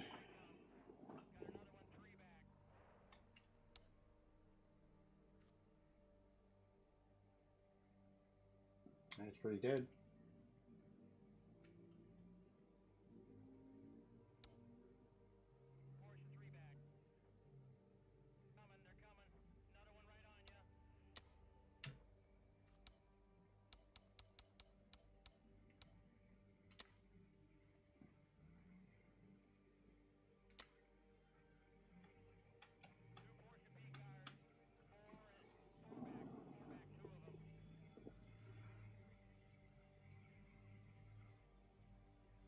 Tis a shame.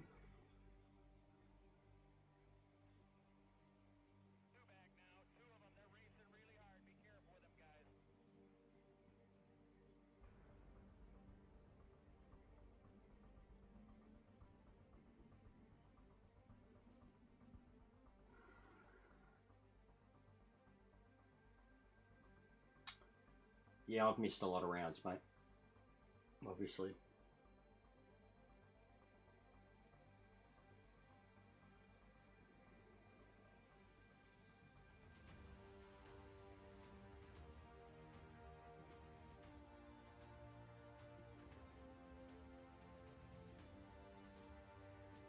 Yeah, not good. Alright, I'll be back. Oh.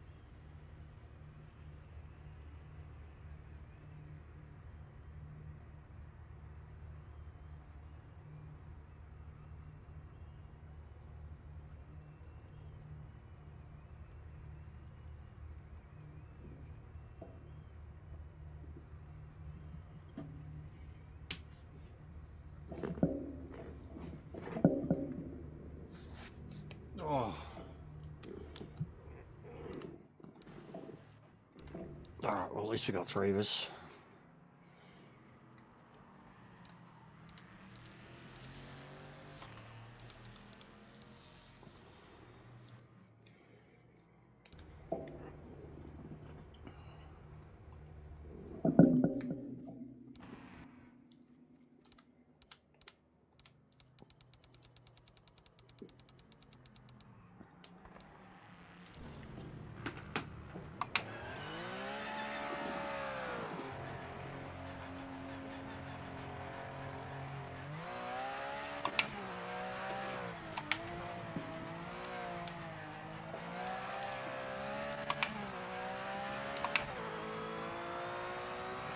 Yeah, they seem to be getting more popular than 992.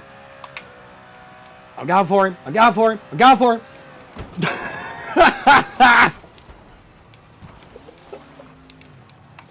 Mate, the telemetry is showing you box. Go on, do it, do it, do it, do it.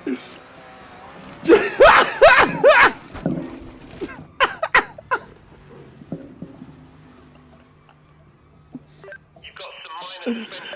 Oh, it's not often we get to have contact with guys. Just had to have a crack, you know? I knew it was... Oh, that was perfect. That was perfect. Nailed it.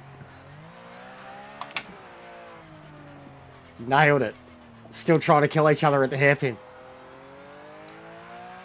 Scafey and Ingle would be proud.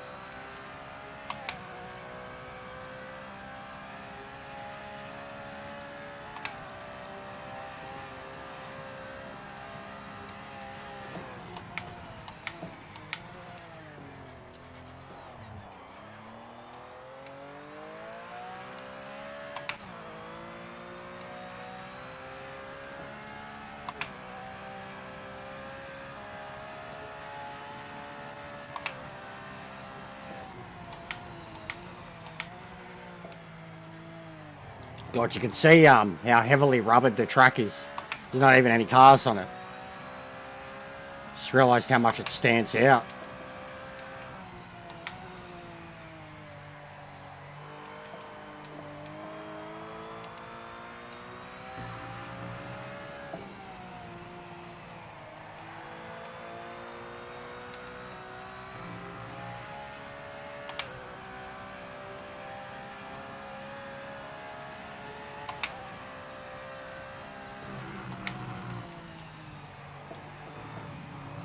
Remember, you need to get the tyres and brakes up to temperature before you can start to push.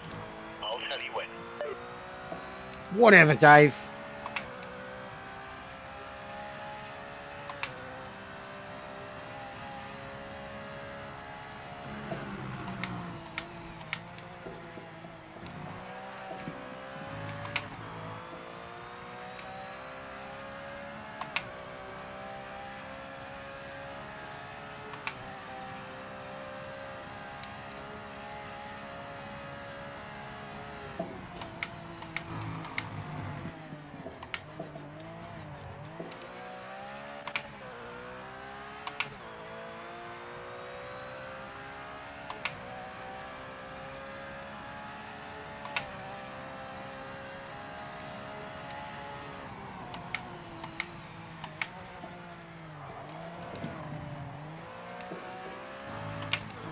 Oh.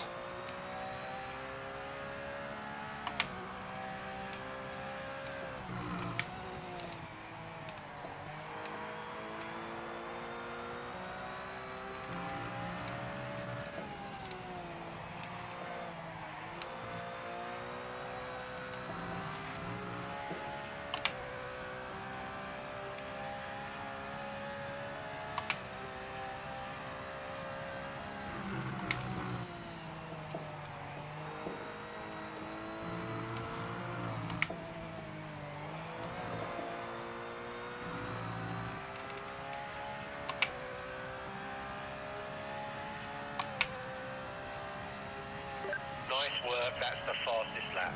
Keep sending it.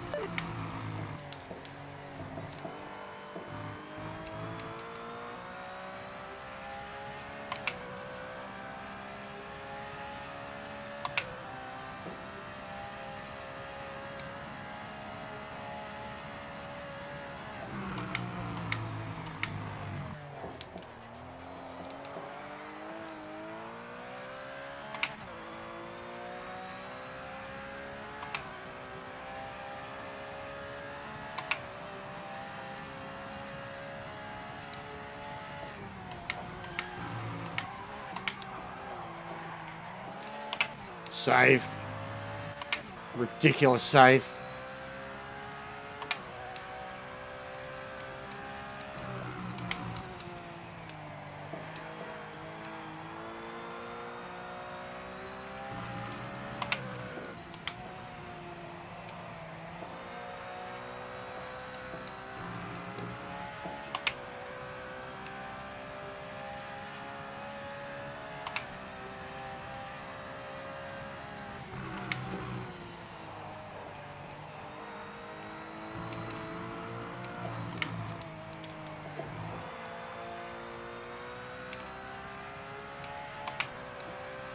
Checkered flag this lap.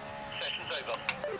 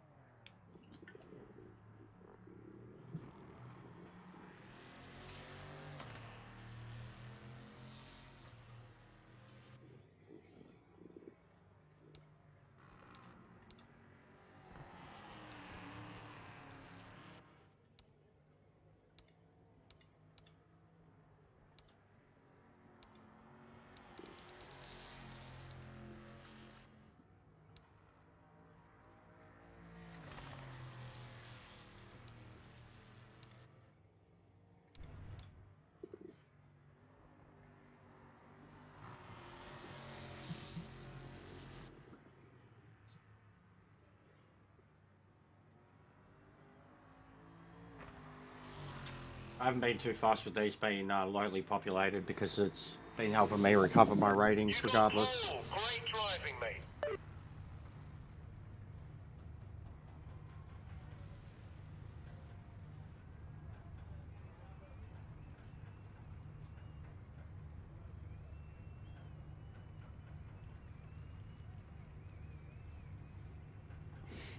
What's going on, Miley? How are you, mate?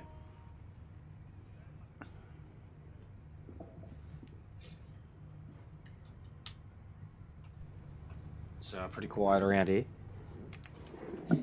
That bloke left. Just me and Drew. Fucking hell, mate. You want to just park it, Drew? Go into the next one? Do a lap or two? Come on, mate. You know what to do. Keep them behind you.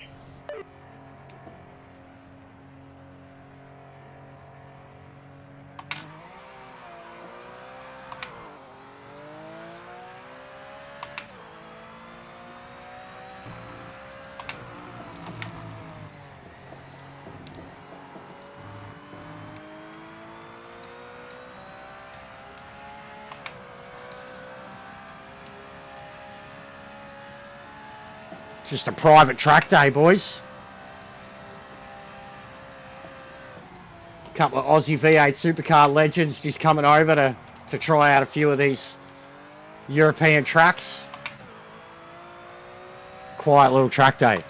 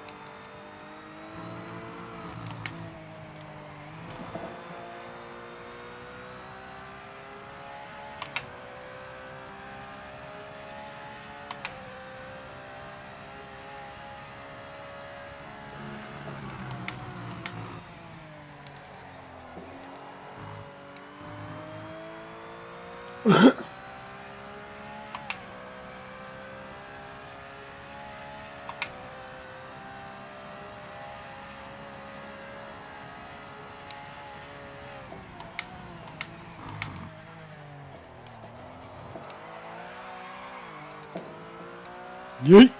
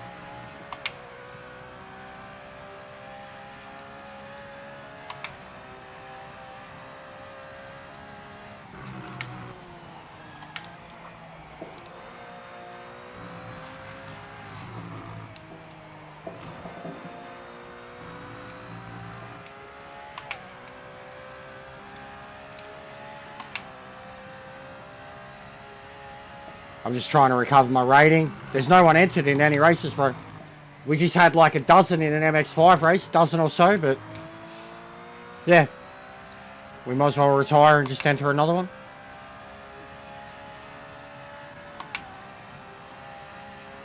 I'm just recovering my rating from kind of the DNFs and rage quits and disconnects and racing from the back and bleeding rating.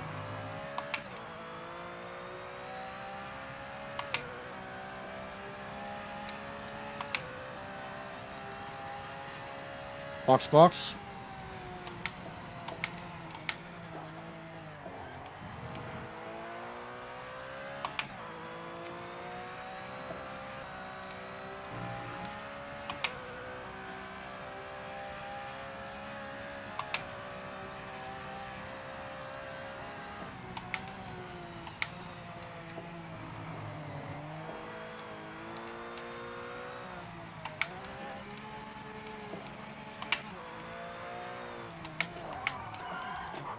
Ha! Pit limits are on, mate.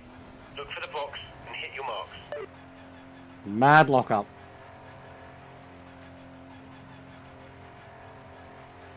Yeah, it's only ever GT3, bro. It's ridiculous. It's sad.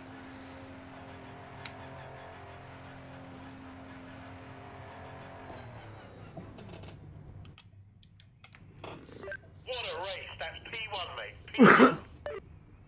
Yeah. Whatever, Dave. What would you know? Get excited about anything.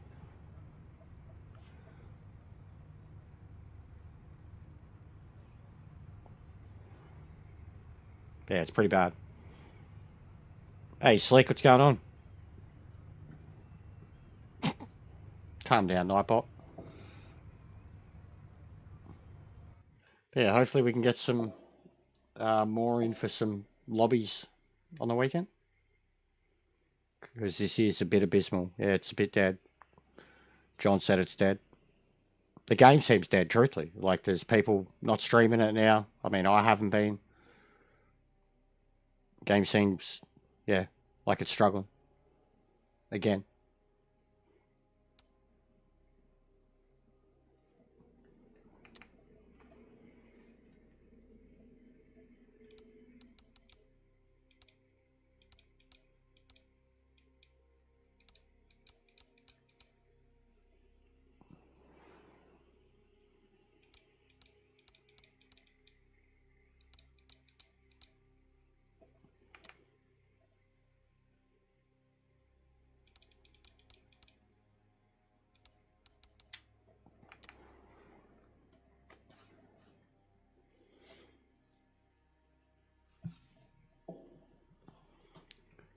Yeah, that's fair enough, Slick. I was over ACC a long time ago, bro. The way this is going, I'll end up getting over sim racing soon enough because it's happened to a couple other people too. I'm enjoying too much of other gaming at the moment.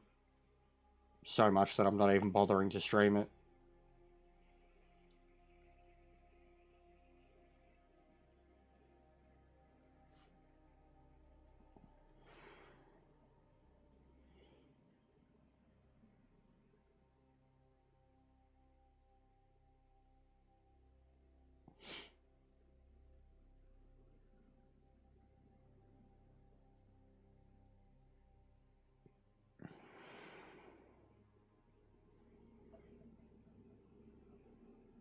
Yeah, they still haven't explained why either.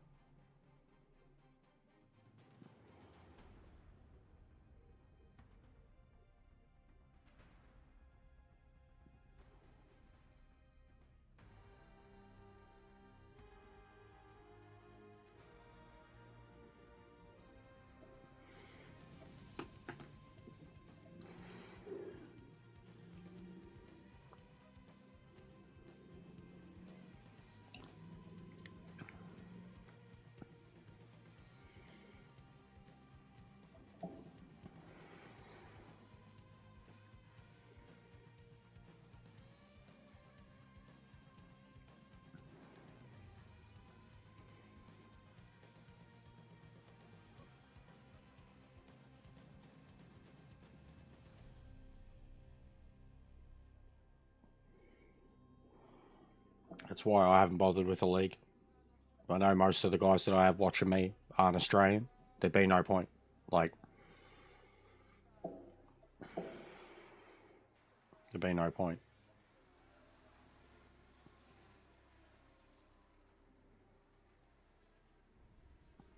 But I don't know. Maybe I'll try to look into some organised racing on weekends again. It worked well for a little while, like those 1 hour GT3 LMD races. Do something like that again. A couple of unique classes.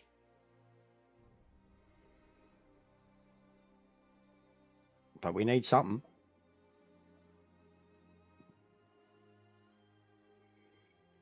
Because it's not doing views anyway.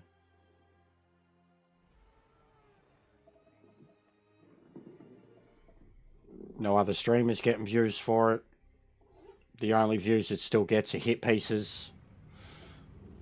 It's all a bit same.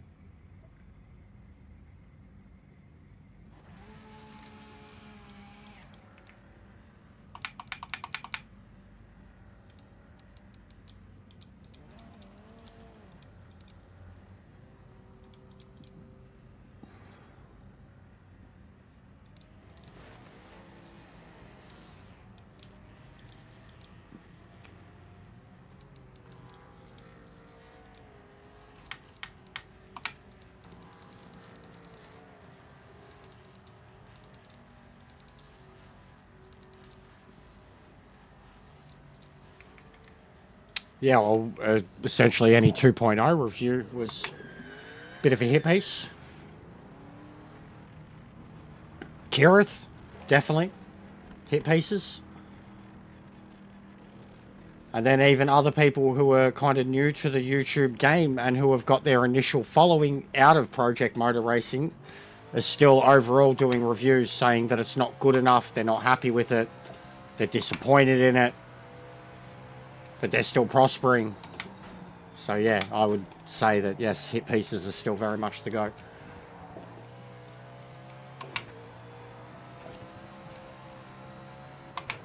Without mentioning specifics,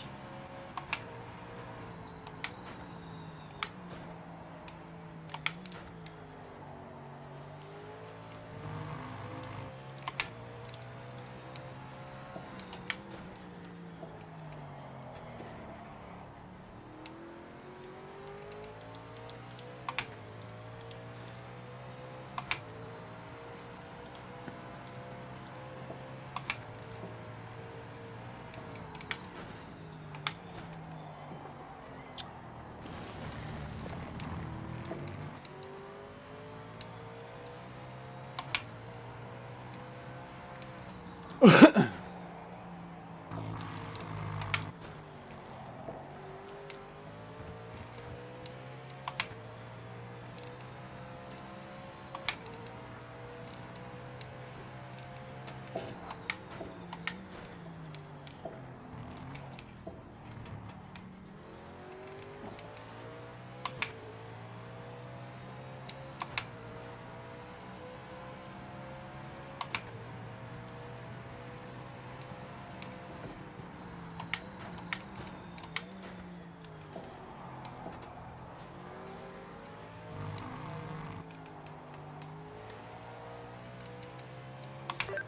minutes to the end.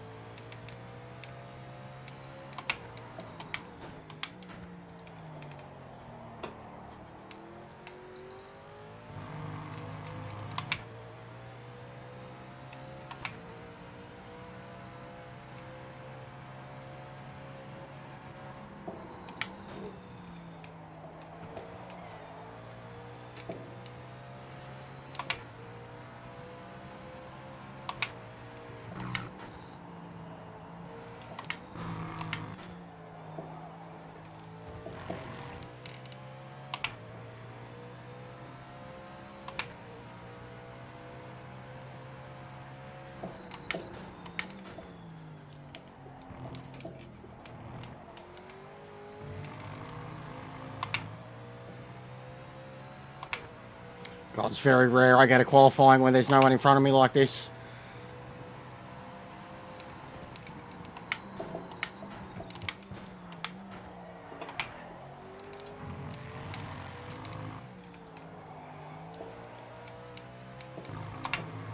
Still nearly fucked up those last two turns.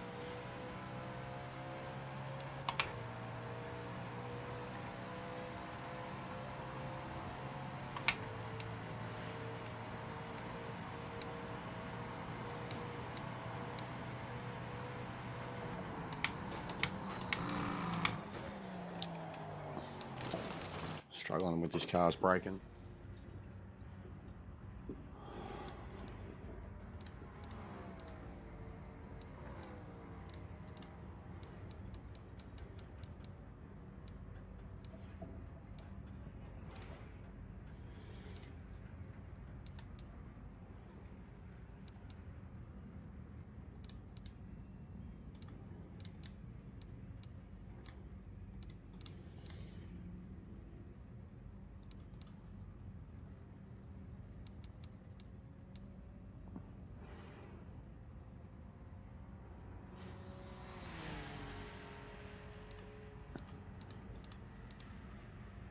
Yeah, I can't see myself going back to Gran Turismo ever now. Gran Turismo 8, yeah, eventually, when it comes out. But I really can't see myself ever reinstalling Gran Turismo 7. I platinumed that game 3 years ago. I was done with that game a long time ago. Like, even now, like, they're doing Manu exhibition race this weekend. Catalunya, like, same old shit. Group 3. Just couldn't give a flying fuck with Gran Turismo anymore. Don't care how good a game looks if it's as vanilla and boring and as bland as Gran Turismo has been for so long. I don't know how people still go on about it. But I understand on console we don't have any other options. Yeah, it is empty. I will say I'm getting a lot out of the career mode from PMR, but it's still incredibly frustrating. But like, skill-wise, battle-wise, race-wise, you'll get way more than you get out of Gran Turismo. Any other career mode on any other game. But it'll frustrate the fuck out of you.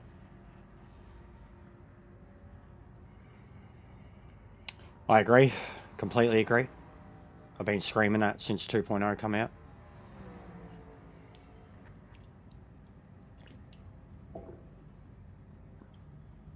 GTO, Group 5 and GT, they're all incredible now.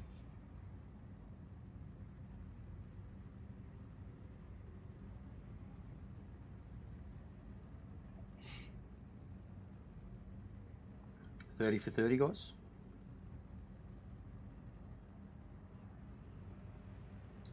We crossed over 100 followers on TikTok finally.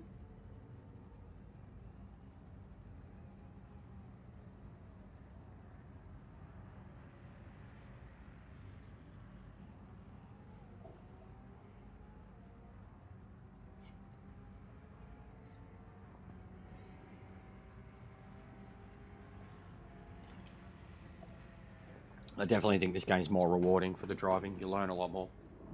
You're responsible for a lot more. Gran Turismo is like a sped up simulator.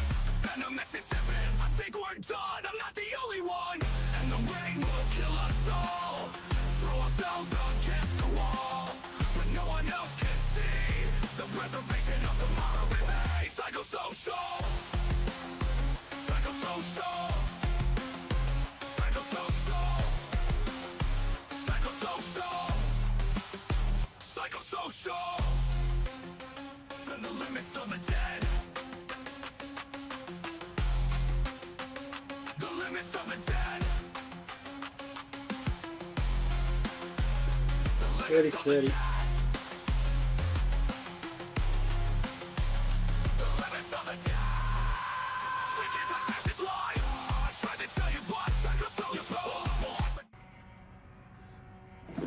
Oh.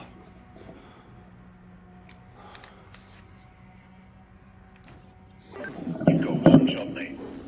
Take the lead. Get them into the first corner. Come on. Feel in the bump. Watch me drive straight off the track now.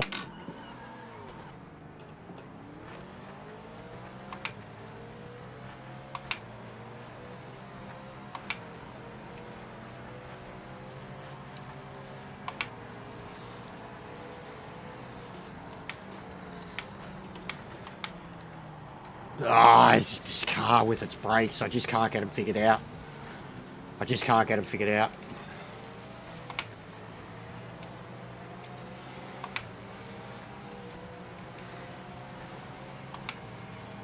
That's exactly what it is. Sped up sim. Doesn't simulate driving at all, or tyre wear, or fuel, or anything like that. It just speeds everything up. It's ridiculous. The amount of drop off and the tyres. The tyres.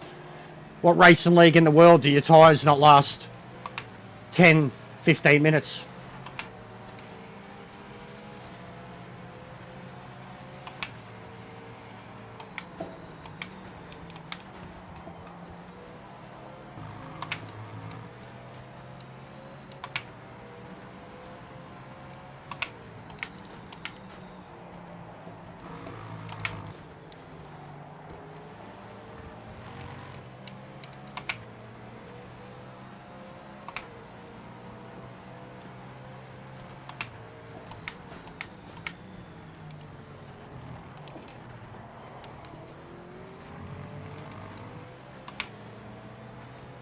That's what I mean, yeah.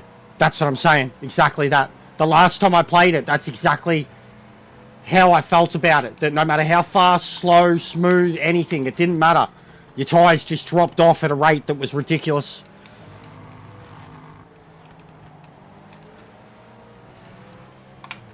And that was my, like, ultimate conclusion with why I was kind of done with the game after playing this. And that was right around the time that this started to get the temperatures and everything right.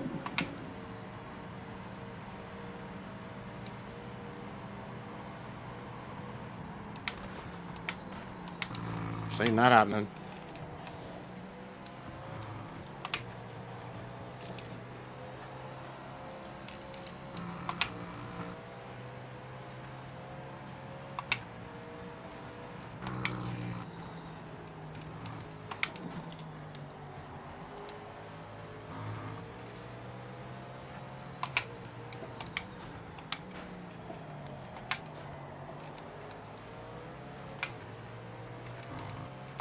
Hey, Viking, how are you, man?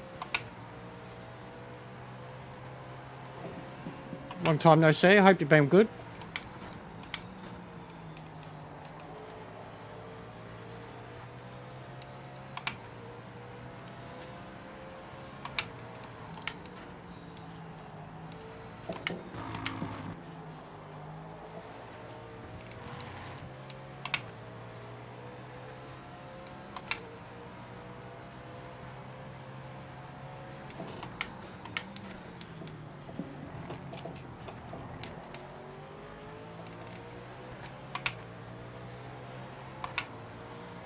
Oh, so, bro.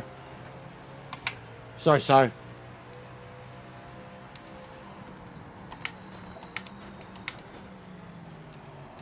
Still here.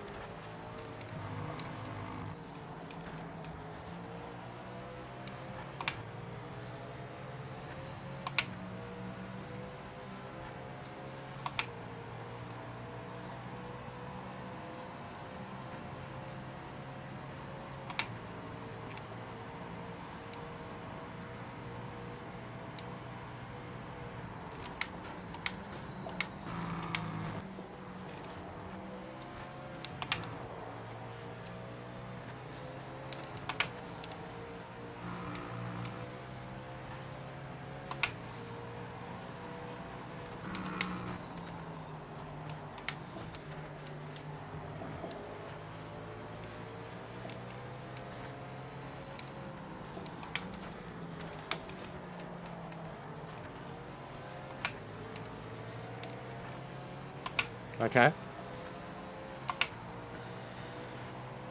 I mean, feel free to tell it here. I don't care.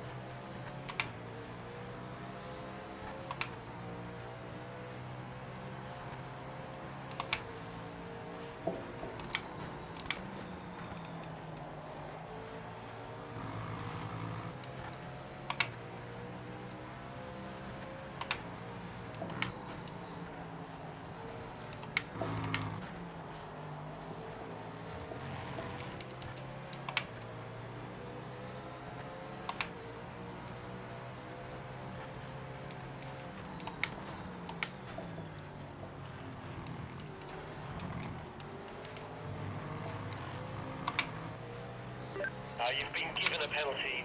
You've got to give the time back. Slow down and move off the racing line.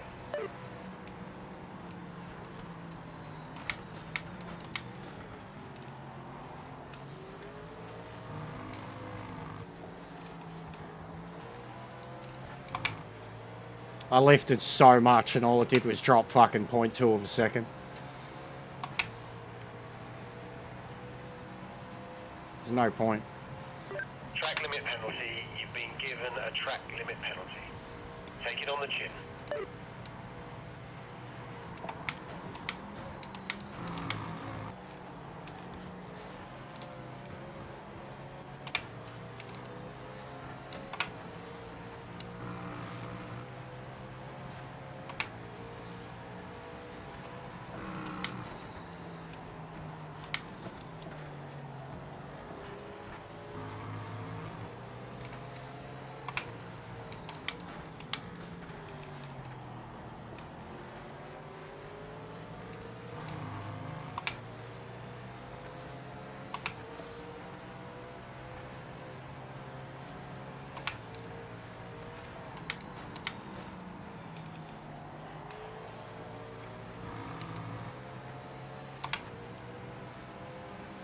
Pretty even pace from these 4 cars here.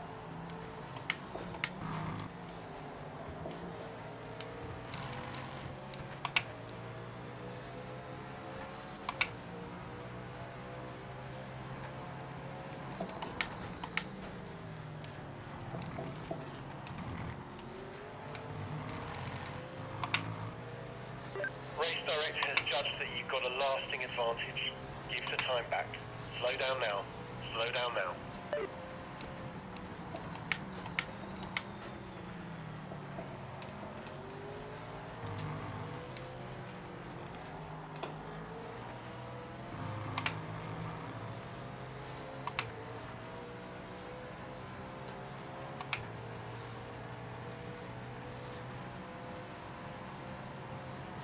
The race director has given you a penalty for track limits, mate.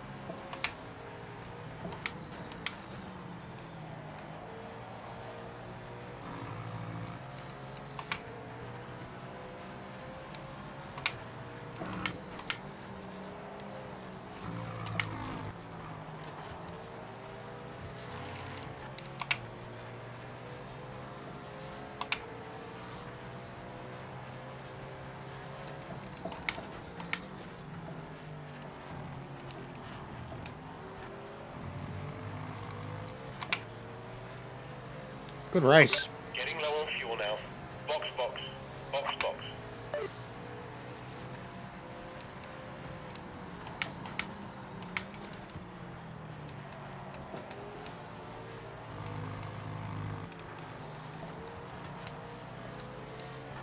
What's going on, Sparrow?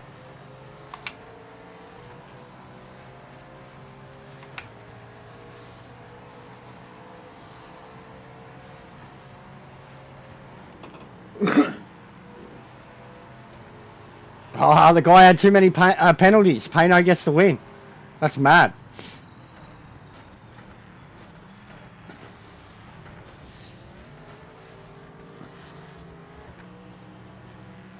Nice, man.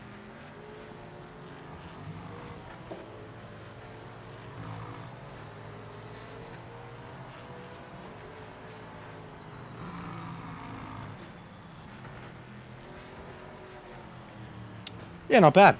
There hasn't been many around, but the racing's been pretty good. Been a few kind of boring ones when it's felt like I'm just time trialing. Finished in the points. Nice driving.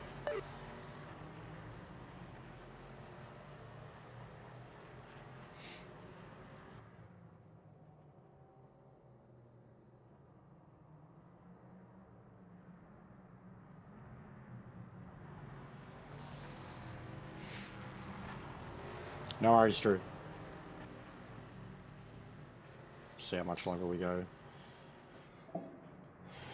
Into the third hour.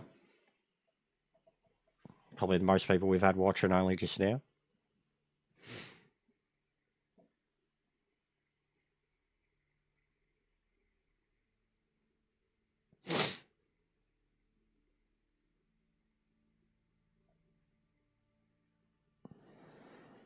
No worries, mate. Thanks for the race.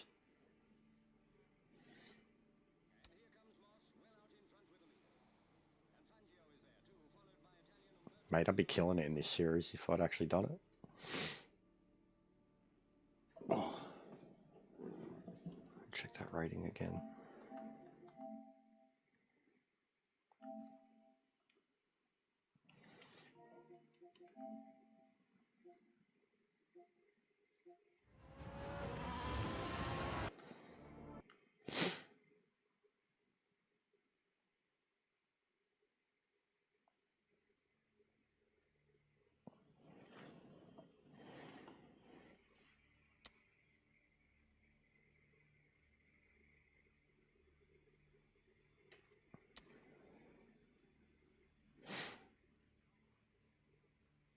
$79.53.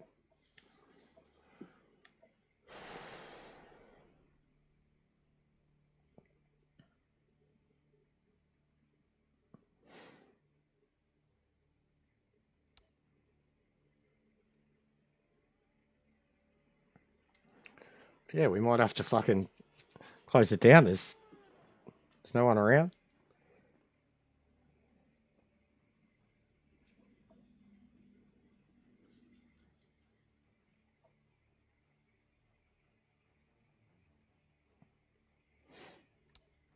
I really want to do the Group 5s. Sebring.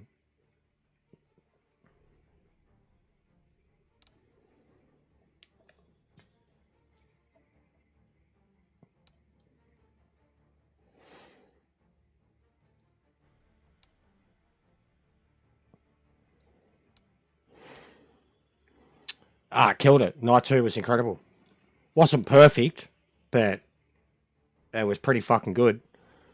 The ladder match was nuts. The Ober and Brock thing was perfect. And a surprise, but perfect. The main event was incredible. I mean, even the girls' match was better. It was just overall better.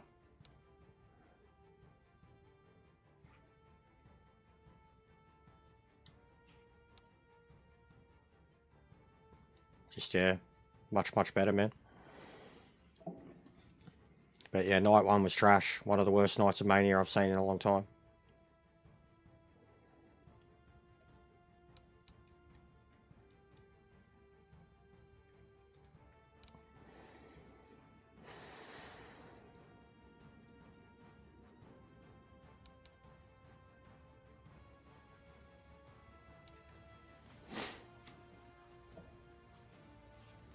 I thought the Raw, though, was a bit underwhelming.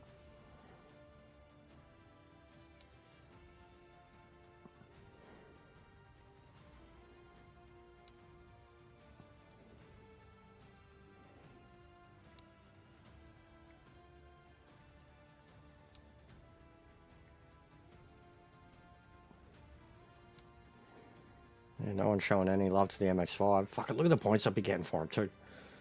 Be pretty happy with that on an average. Alright, well, GT4. See if it fills up.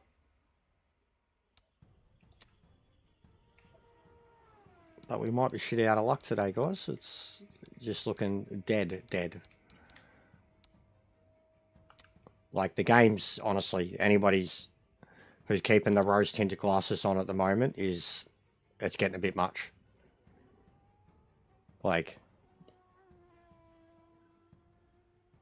the straw has broken the camel's back, so to speak. The streamers are gone. Me and EJR was all it had left, and now he's having breaks. So it's really on life support at this point, at least on social media. It's really on life support.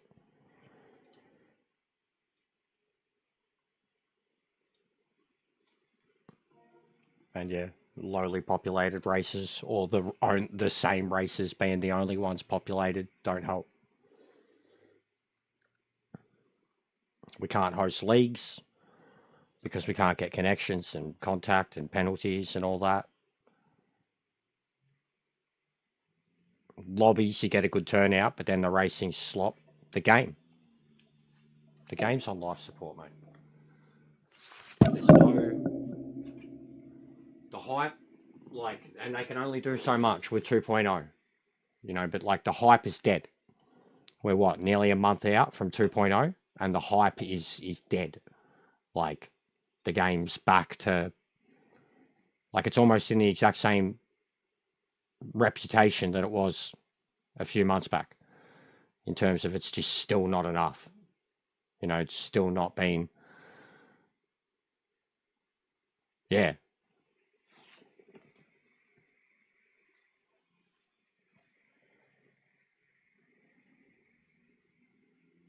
But yeah, EJR's having a break from it.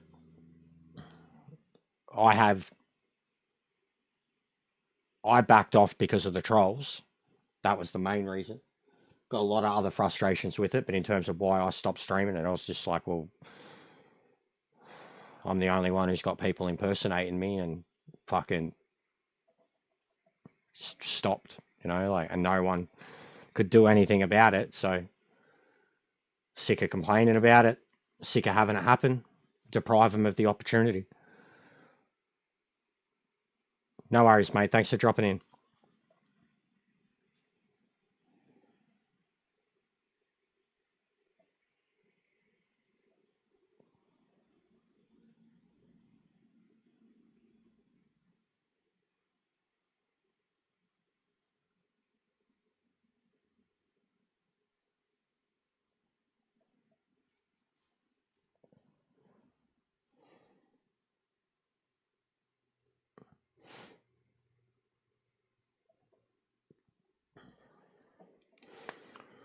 Yeah, well, we need other people, Viking. We do, man. We need other people that are fresh to it. Especially you with your lesser experience in the sim racing world, generally, and like what equipment you have. I think if you get on it and feel it, you're gonna understand why I'm doing the weights, bro. Your wheel will do things that it hasn't done before while you're playing Gran Turismo, bro.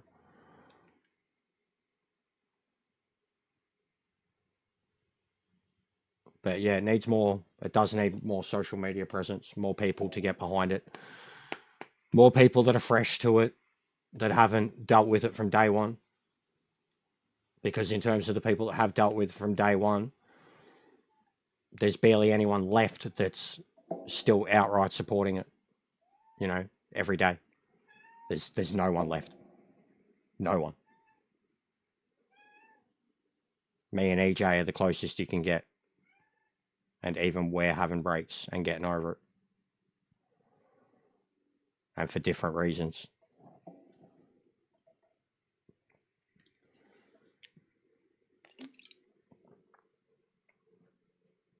Anyways, I'm going to go feed my cat before he chews my ear off.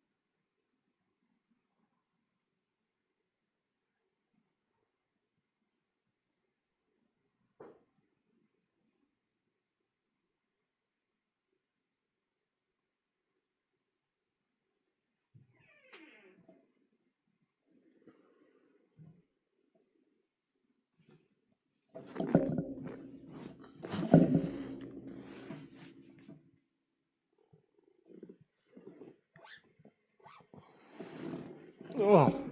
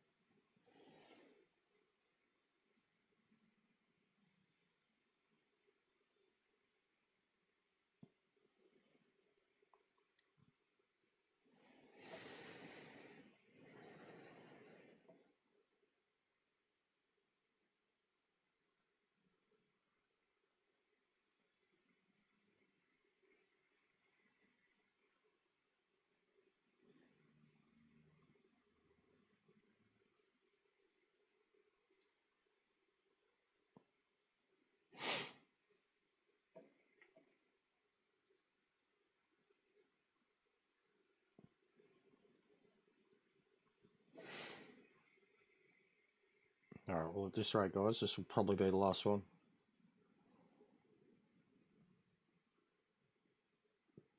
But thanks for the likes. Big ups to Drew for the super chat.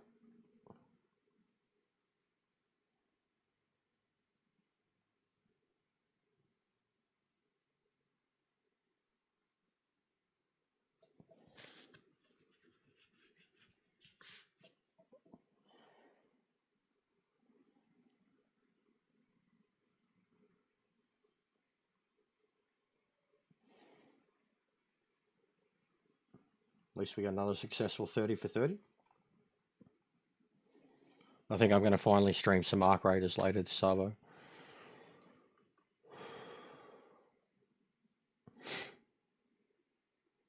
But I think there will be sound issues no matter what, because I don't want to lose my surround sound. So I think you guys just might have to deal with just having some music and gameplay.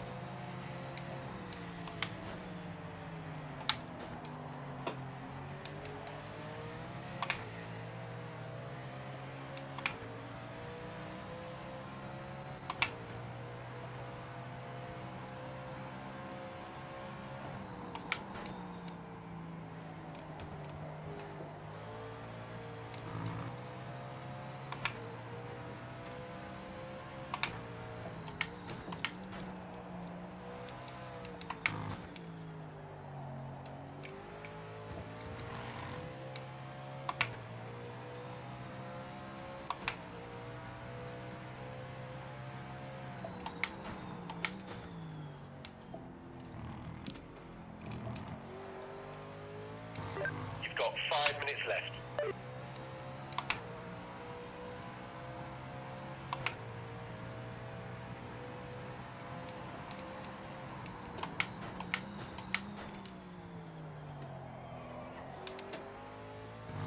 Warm those tyres and brakes before you start to push, mate.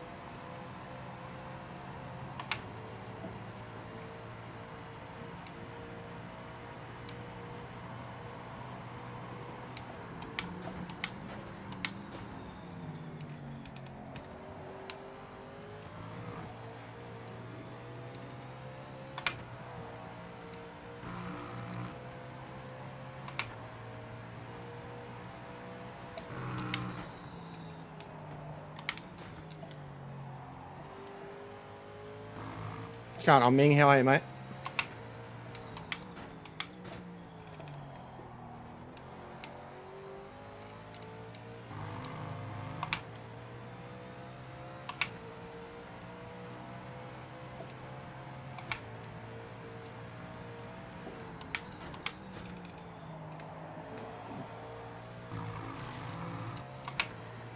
Yeah, it is pretty nice outside.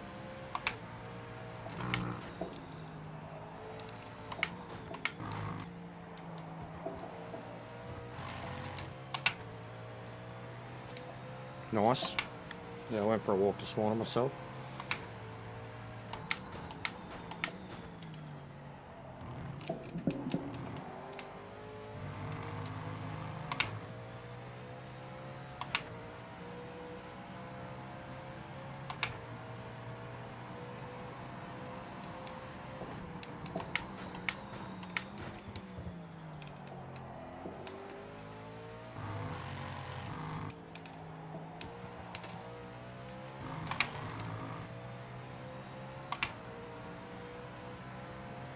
Yeah, it's been alright. There hasn't been many people on at all.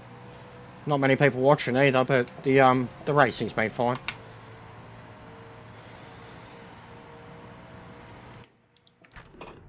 This Brazilian's killing it in this GT4 combo though.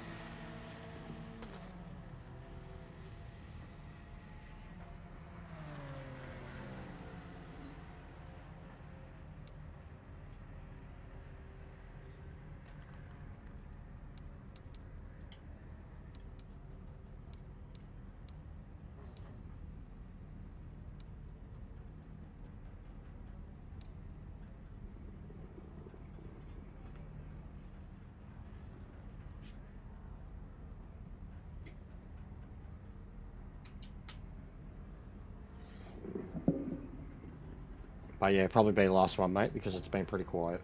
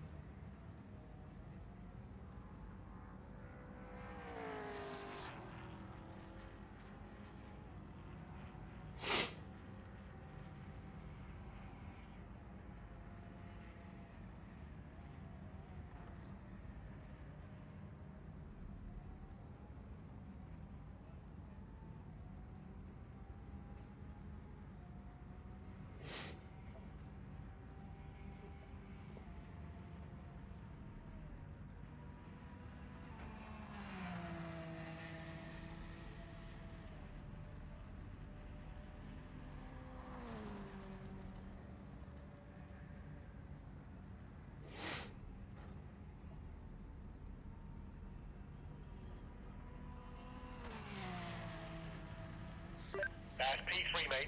Not quite enough for the front row, but we're in a strong position for the race. Nice work.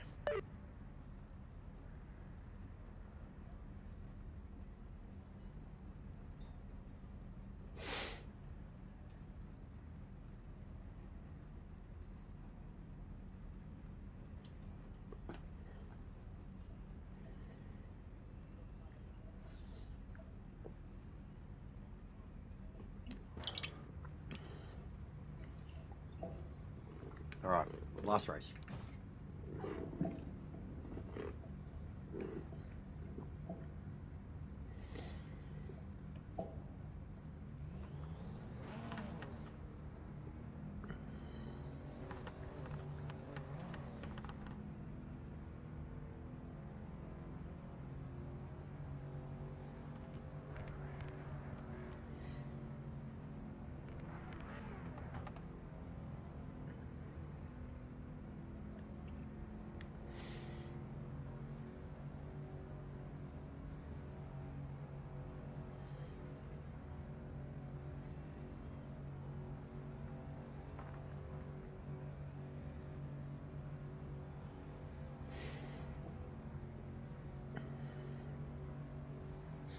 Focus on the lights.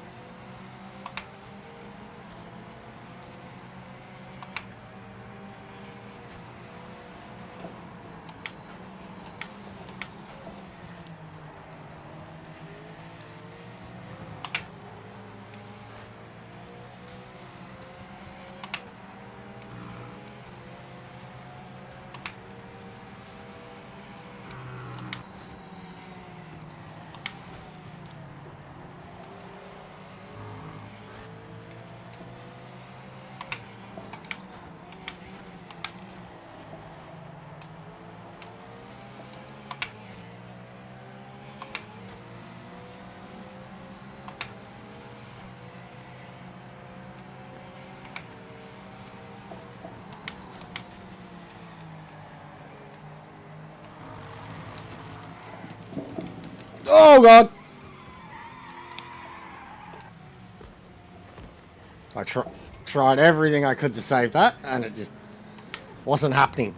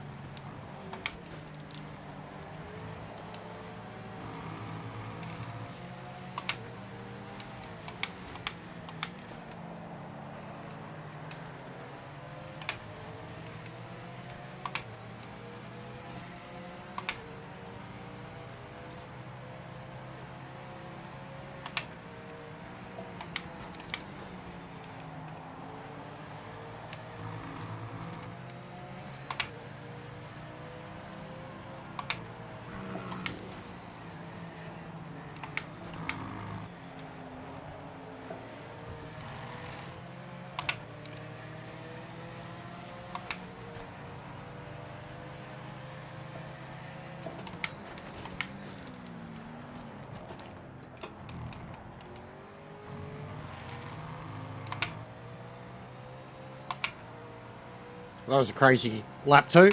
Crazy lap 1, crazy lap 2.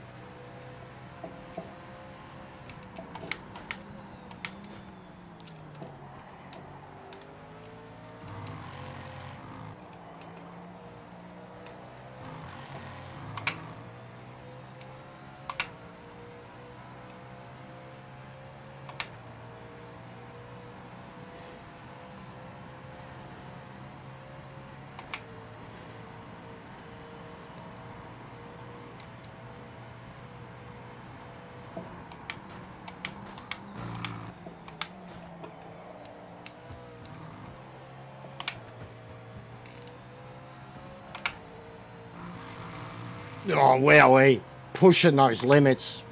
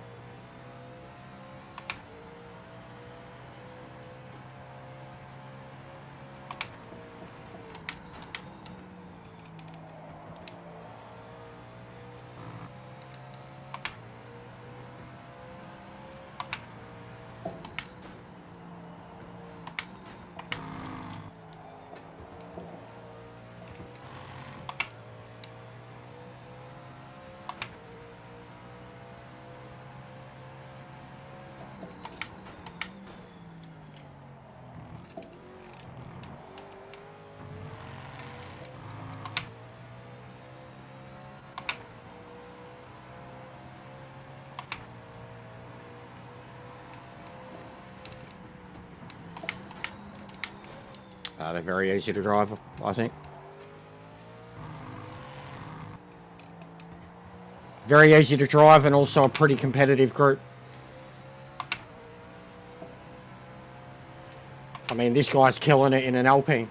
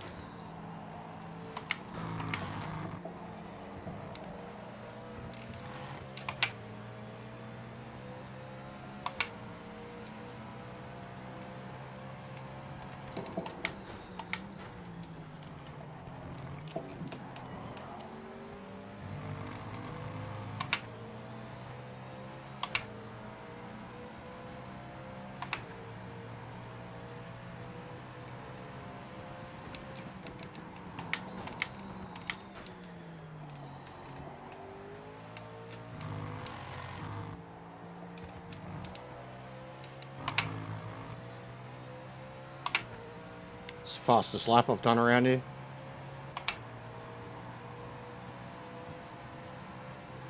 Nearly a 49. One final big push now, mate. Catch and pass that car in front.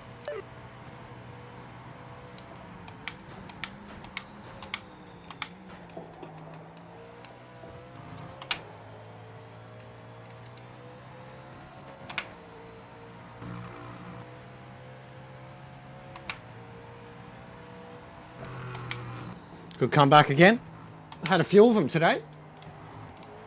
Bit of John Cena, never give up, never surrender.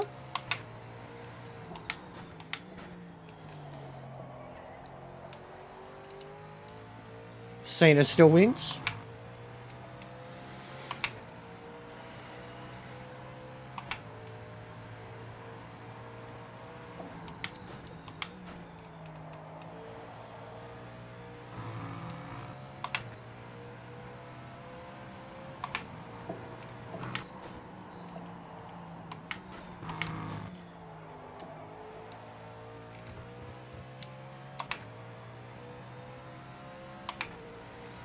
Willen's got the pace to keep up with the Brazilian, no? That's pretty good. We need you to pit this lap for fuel. Pit in this lap for fuel. And no track limits that time either. Just some solid laps.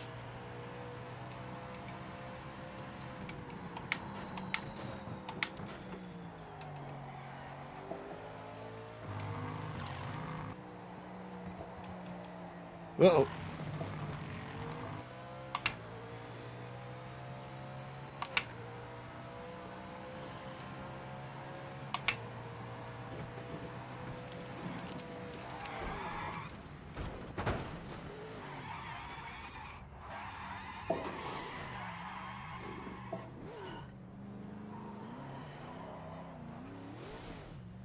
The AI can't even turn the car around, man. Oh, what'd they do? 49.3, 49.2. Jesus Christ. And I did my best with a 50 flat. A lot of people in the Alpine. That's P3, mate. Nice work. Good result for the team. Yeah, I'll take it. I recovered. Keep my position.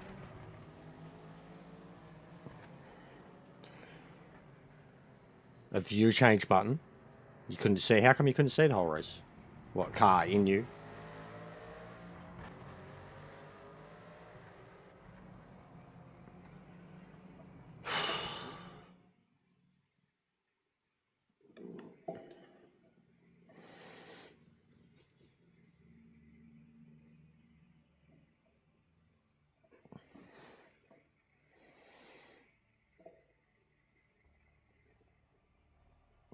Oh, 3 in the GTs. Oh, you say, oh, yeah, that can happen. Yeah. That's bad with the Camaro. Can get really bad with the Camaro. I've had it with the Merc too. I've had some pretty smashed in bonnets.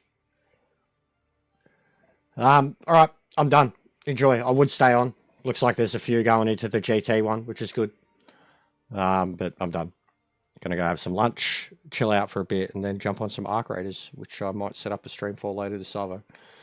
Have a good one, and we'll do some. We'll just do lobbies all day or all morning tomorrow for the rest of the weekend, basically. Hopefully, get some people into them. If we can get half the good fellas that showed up for these races, we'll be laughing. So, have a good one. Thanks for watching. Thanks for hitting the likes. Big ups to the super chat, and I'll see you on the next one.